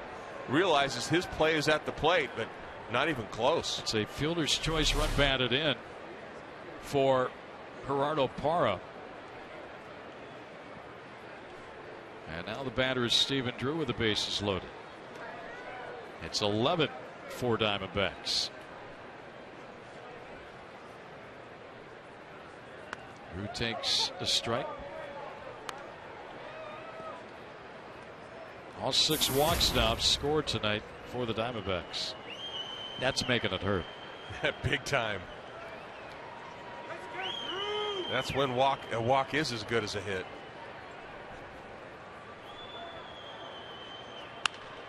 Base hit to right by Drew. Ryan Wheeler scores his first big league run. Here comes Roberts to the plate. He scores. Save at third is Parra. Home sweet home for the Arizona Diamondbacks. Yes, indeed. And Stephen Drew, another line drive. This time it finds the outfield grass.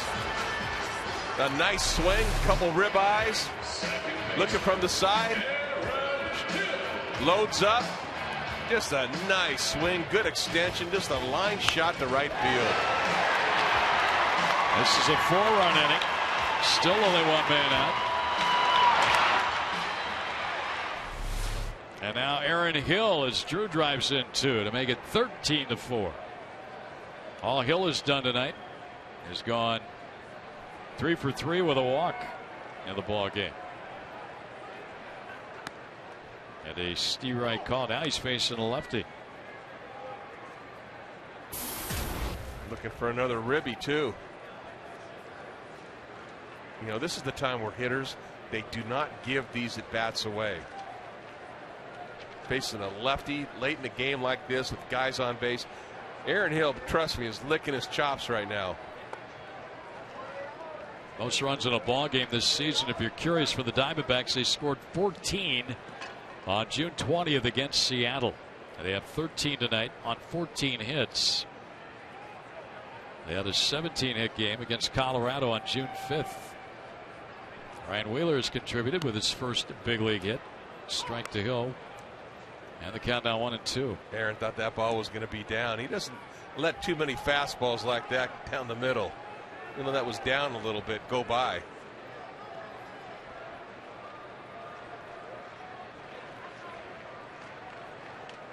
Outside.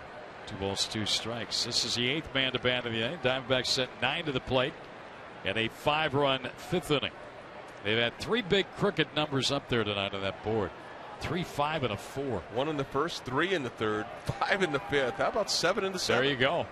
It's a trend. There you go. Swing and a miss. Hill's down on strikes. And that's out number 2. I guarantee Aaron's going, are you kidding me? You're throwing me a breaking ball right there. It was a good one. Now Jason Kubel with 2 on and 2 out. RBIs this inning by Roberts, a pinch hit single. Parra, a fielder's choice ground out, and a 2-run hit by Drew.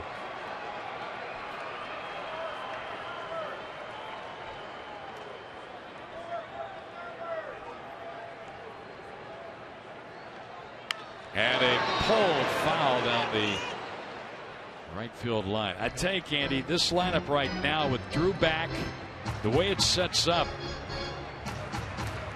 and when you've got a guy like Goldschmidt in that 7th spot in the order here, it's not easy for a pitcher or a pitching staff to maneuver through. Yeah, they're swinging the bat well right now and all the way through the lineup. And we had shown you the numbers earlier. The last 19 games here at home, what the Diamondbacks have done. And now they're home. You think about this. They're home for 10 straight games.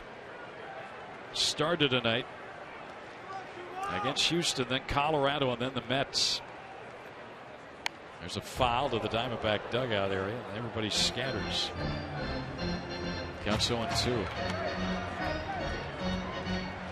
We saw Gibby talking with Ryan Roberts, and then Ryan scooted out of the picture very fast. Maybe he's going to come in to the ball game and play defensively with a large lead here by 9 runs. Chance to maybe rest one of the regulars, maybe somebody like an Aaron Hill.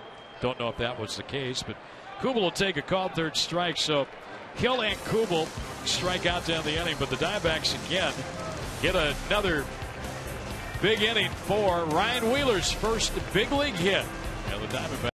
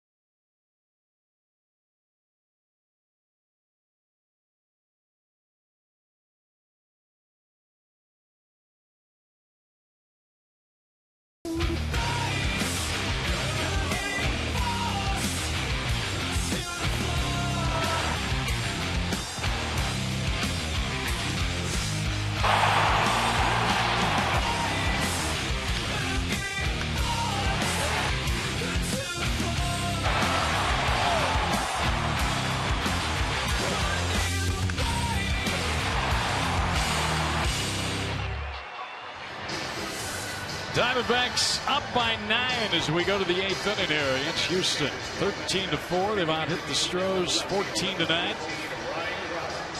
And the Astros in the 8th inning will send up more Bixler and Corcoran against Big Jonathan Albaladeo, who's making his first appearance since being recalled from Reno. We mentioned Ryan Roberts. He did stay in the ballgame, not at second base, though. He's going to replace Jason Kubel out there in left field. That might be Ryan's. I think it's Ryan's first appearance in the outfield this season. Yeah, I don't remember him in the outfield this year. He has played there from time to time with the Diamondbacks, but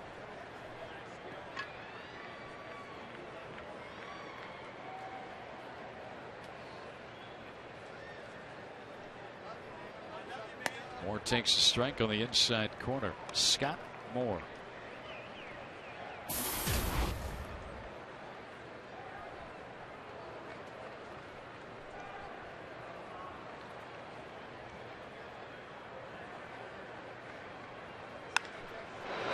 It's in the air. Roberts going to get a play right off the bat.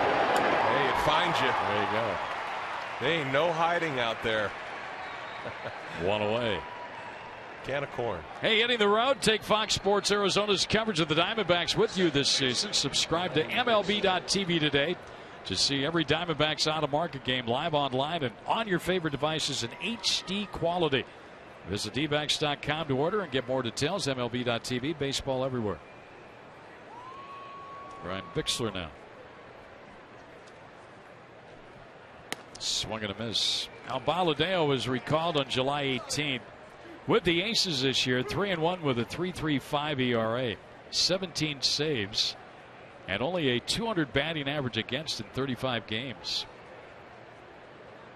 He'd appeared in 2 games with the Diamondbacks this season. April 23rd, June 26th, third time up.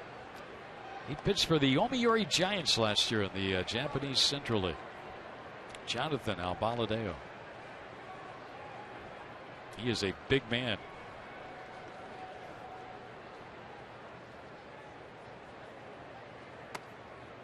Misses high. Let's see what they list him at. 6'5", 255. He's big. Yeah.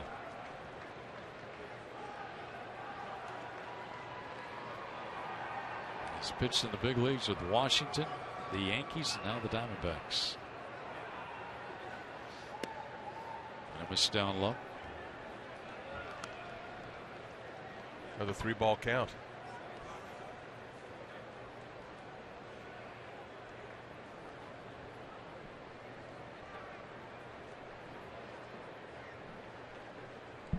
The 3-1 count, as we've said, it's been the count of the night. 3 balls. There's a fly ball to center for Carr.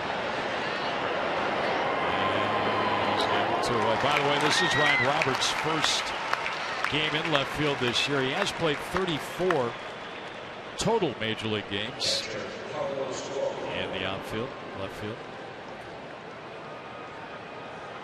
As Candy pointed out, he'll find you every time, and the first one did, and he handled it flawlessly. 2 quick outs here. And Jason Kubel with an RBI tonight. It's to sit the rest of the way. Sit back and enjoy it. Corcoran, a big swing and a miss.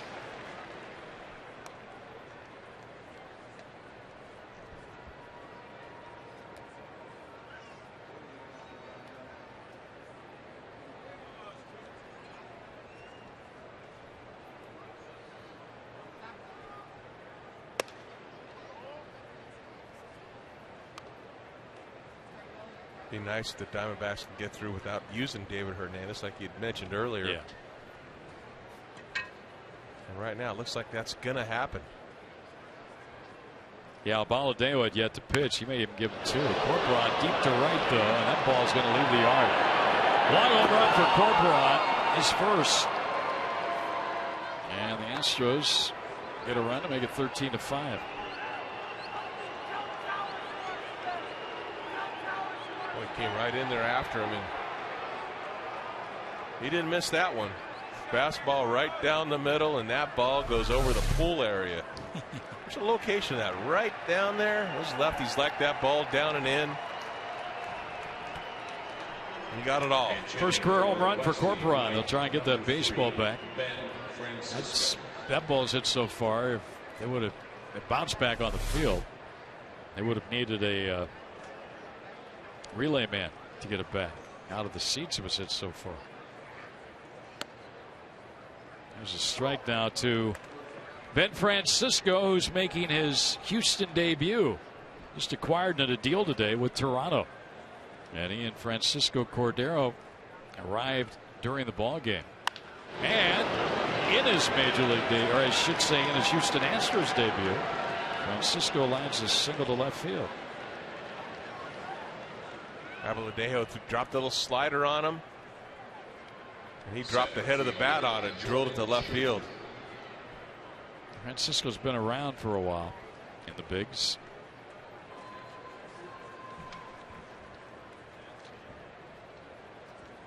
He goes from a Toronto ball club that was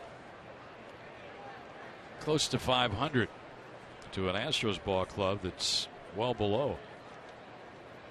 But maybe a chance to play a little bit more with Houston, especially against left-handers. He's hit left-handed pitching pretty well in his career. Ben Francisco.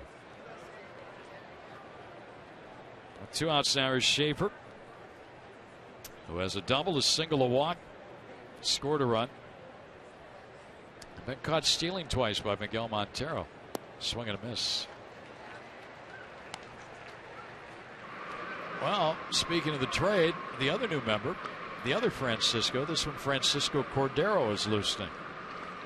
Brad Mills is not waiting around, is he? They got 2 Franciscos for the price of one, right? Ben Francisco and Francisco Cordero. There's a foul back.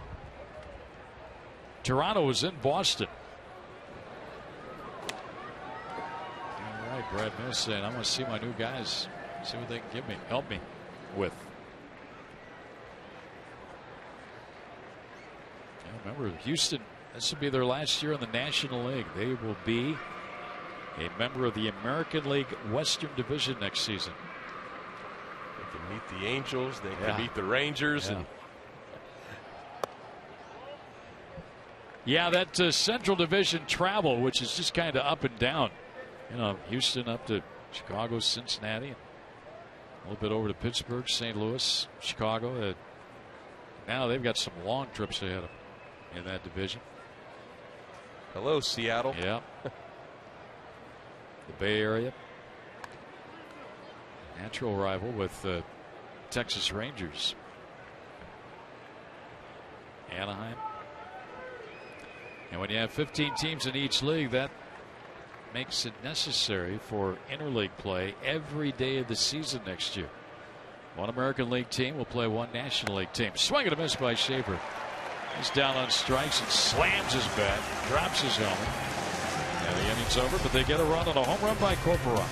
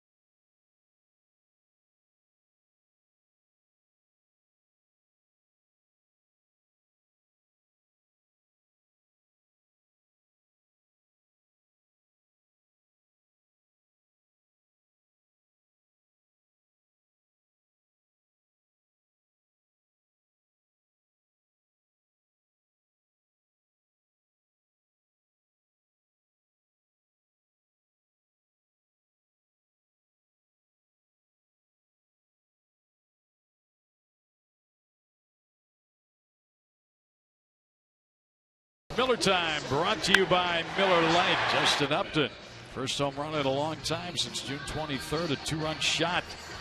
Broke a 2-2 tie, and has propelled the Diamondbacks now to a big 13-5 lead in this ball game. That was great to see for Justin. Going the opposite way, hitting an oppo. Loving that number 5 hole. He's going to lead off here as we head to the bottom of the 8th inning. Now we're getting the other Francisco Cordero on the pitch. The former Toronto Blue Jay. Acquired in that 10-player trade today. 41 relief appearances with Toronto. 3 and 5, 2 saves. 329 career saves, ranked second among active players to Mariano Rivera. And he is second all time in Cincinnati saves. Danny Gray's 182. Cordero had 150. 2 more than John Franco. Swinging a foul back by Upton. Strike 1. He becomes the 6th pitcher used tonight by Brad Mills. I think Mills is using his whole roster tonight. Well, it's a lopsided score. And this is the 8th game of a 10-game road trip for Houston. Upton lays off. Ball and a strike. Brad Mills said before the ball game that they will stay with Brett Myers as their closer. So Cordero will pitch in the 7th or 8th inning. That could change if Myers is traded. His name has been bandied about. That trade deadline getting a little bit closer. July 31st. We're on the 20th of July. We'll be in LA when that trade deadline hits, playing the Dodgers. Upton into right. Be easy out there to go to 7. One down. So Justin 1 for 4 tonight, but a 2-run homer, a bases loaded walk, a couple of runs scored, 3 RBIs. And that was the key, 3 RBIs. Producing some runs tonight. Here's Miggy, who's driven in a couple tonight. Now he's 52 on the year. He had a big 2-run single in a 5-run 5th inning. Single and a run scored in the 7th.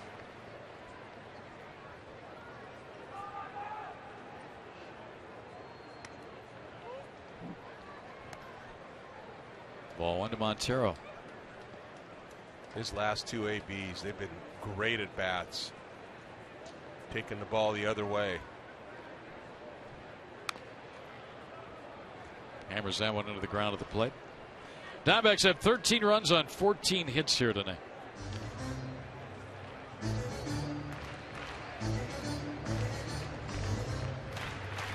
18 runs, 25 hits in this game. Yeah. You like offense, you got it. Ball hit sharply, but right at the second baseman pitched it. Well, let's take a look at our tools of the trade presented by Ram Trucks, and we take a look at Miguel Montero tonight behind the plate. Laser right on the bag. And comes up again, another laser right on the bag. Ditto. Got him twice. Thrown out 2 tonight, Schaefer both times. By the way, this Houston bullpen gets a lot of work. Most games in relief, National League this year. You would expect the Rockies to lead, and they do. They have 306 relief appearances. Houston, though, close behind at 304. Diamondbacks, 16-team National League. They're 14th. They've only had 248. A ball and a strike on Goldschmidt. 2 runs scored tonight, an RBI double. And a high chopper he can run, charging in. Nice play third, and a nice stretch by Downs, and the Diamondbacks are down in order 1, 2, 3. We'll go to the 9th. All Diamondbacks.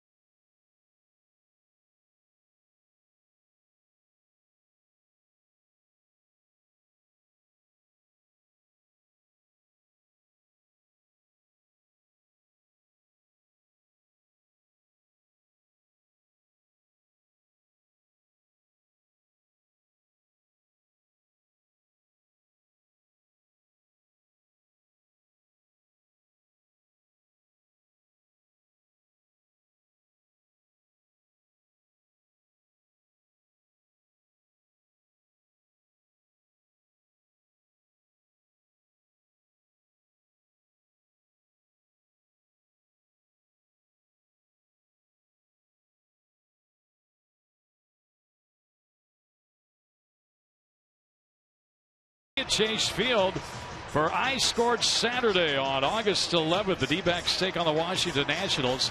20,000 fans get a Gerardo Parra bobblehead courtesy of FreeCreditScore.com. Plus, all fans in attendance will have the chance to win exclusive in-game experiences, VIP upgrades, autographed memorabilia, and more. Get your tickets now for I Scored Saturday by calling 602-514-8400 or log on to dbacks.com/tickets. And that's a great bobblehead we have right here. It's got the gold glove. I love that. Yeah. There you go. There's Gerardo with the gold glove. How about that? That's a good one. That is a good one. He's very proud of it, as well he should be. He did a really nice job on it. Even looks like he can. Got the number 8 in the back, so you'll get that. Nice, nice, nice. So, Gerardo Parra. And look forward to that night. Good for him. You're right. He brings so much energy. He does. He really does. Here we go now. Bryant Shaw, who had the tough outing yesterday as he gave up the 4 runs in the 7th inning. And that 7-6 loss, comes back out of the bullpen tonight to work. And a great opportunity now, and a great job by Gibby getting him right back in the game. You know, you got a game really that's out of hand. You got an 8-run lead right here. You know, this is the perfect time to get him back out there. Let him, you know, kind of settle in a little bit. Let him get some confidence going.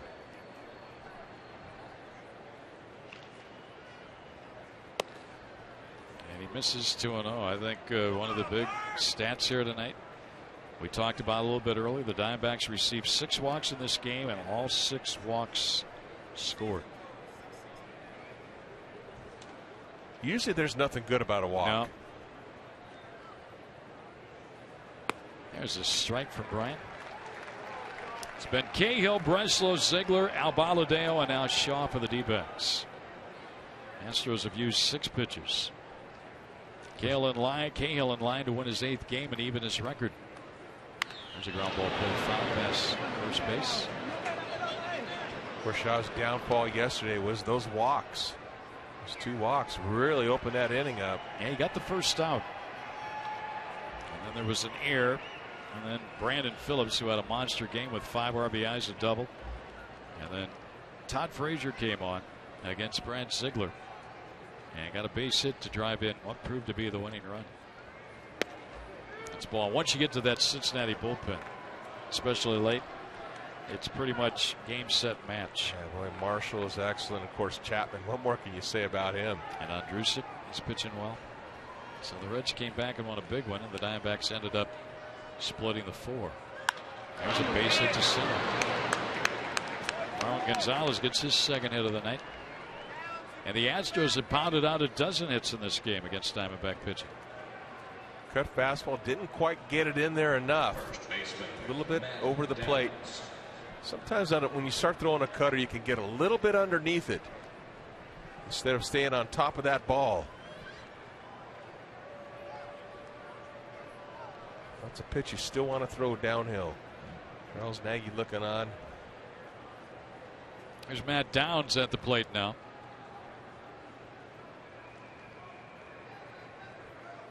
Swinging at a foul back.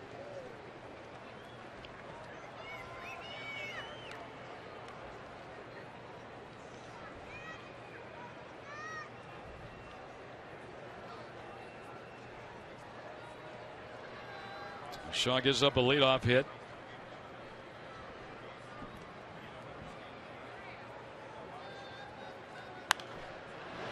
Foul back. Out of play. That was right down the middle. And the count is 0-2.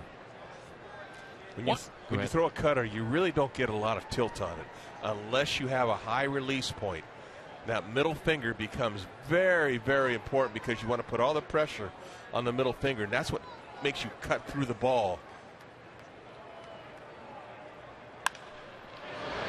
And to right center field, and Parra's over there, and he's got it. Well, even that pitch there, Montero wanted the ball inside, almost a front door cutter, but he missed his target, got that ball over the plate. And luckily he got the out.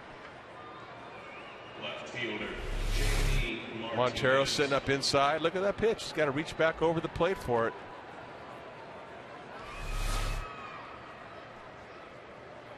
Here's J.D. Martinez. The left fielder is 0 for 4 tonight. And has not gotten the ball out of the infield.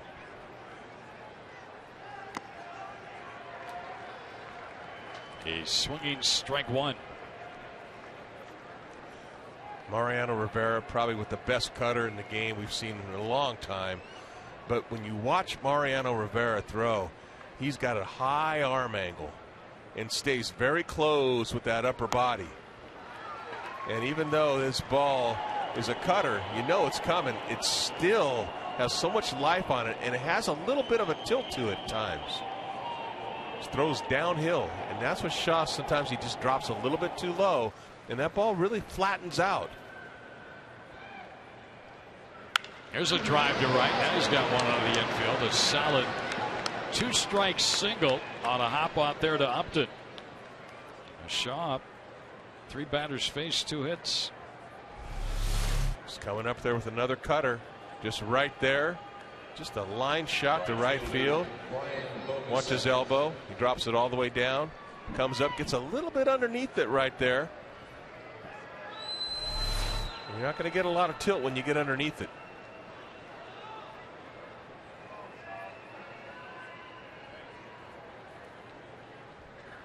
Shaw also has a very good curveball. He doesn't throw it that often, though. That time is called. Shaw and Montero going to talk. Yeah, I think this is all Miggy here. He's coming out. He's got something to say to Shaw right now.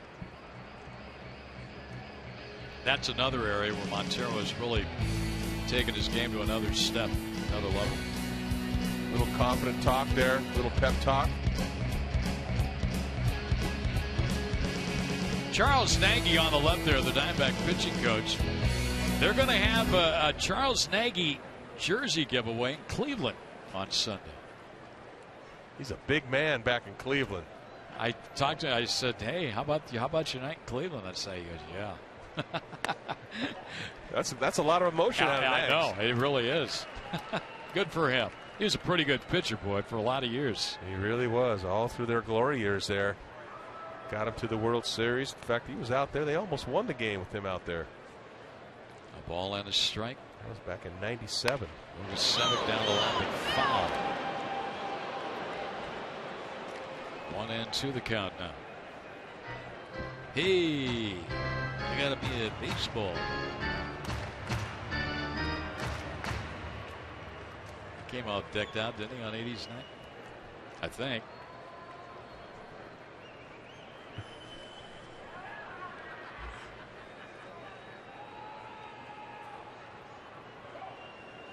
Swing and a miss.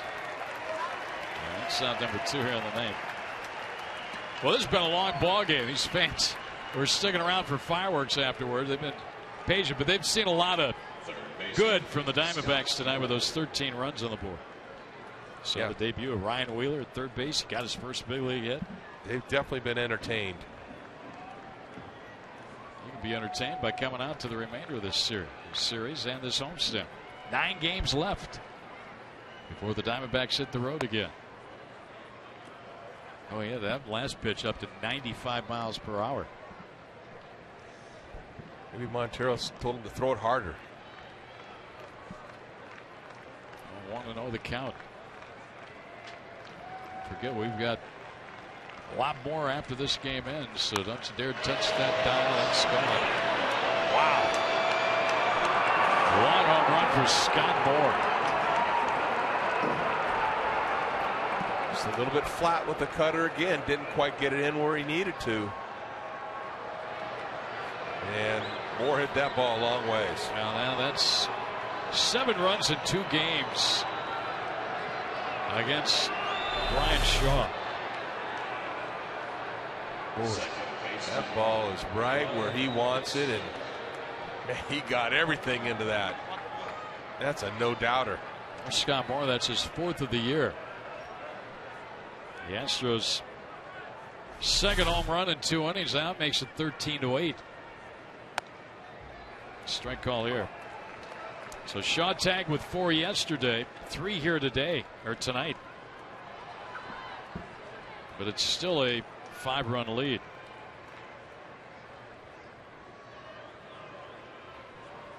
They're 2 home runs. Yeah, there's the curveball there. That was a good one.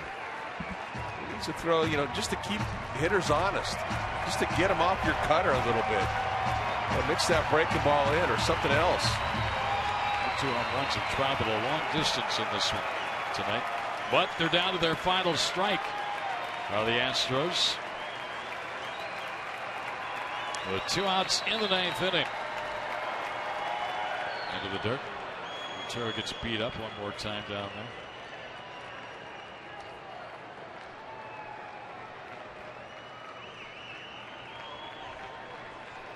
Cahill and Norris, the starting pitchers, the pitchers of record.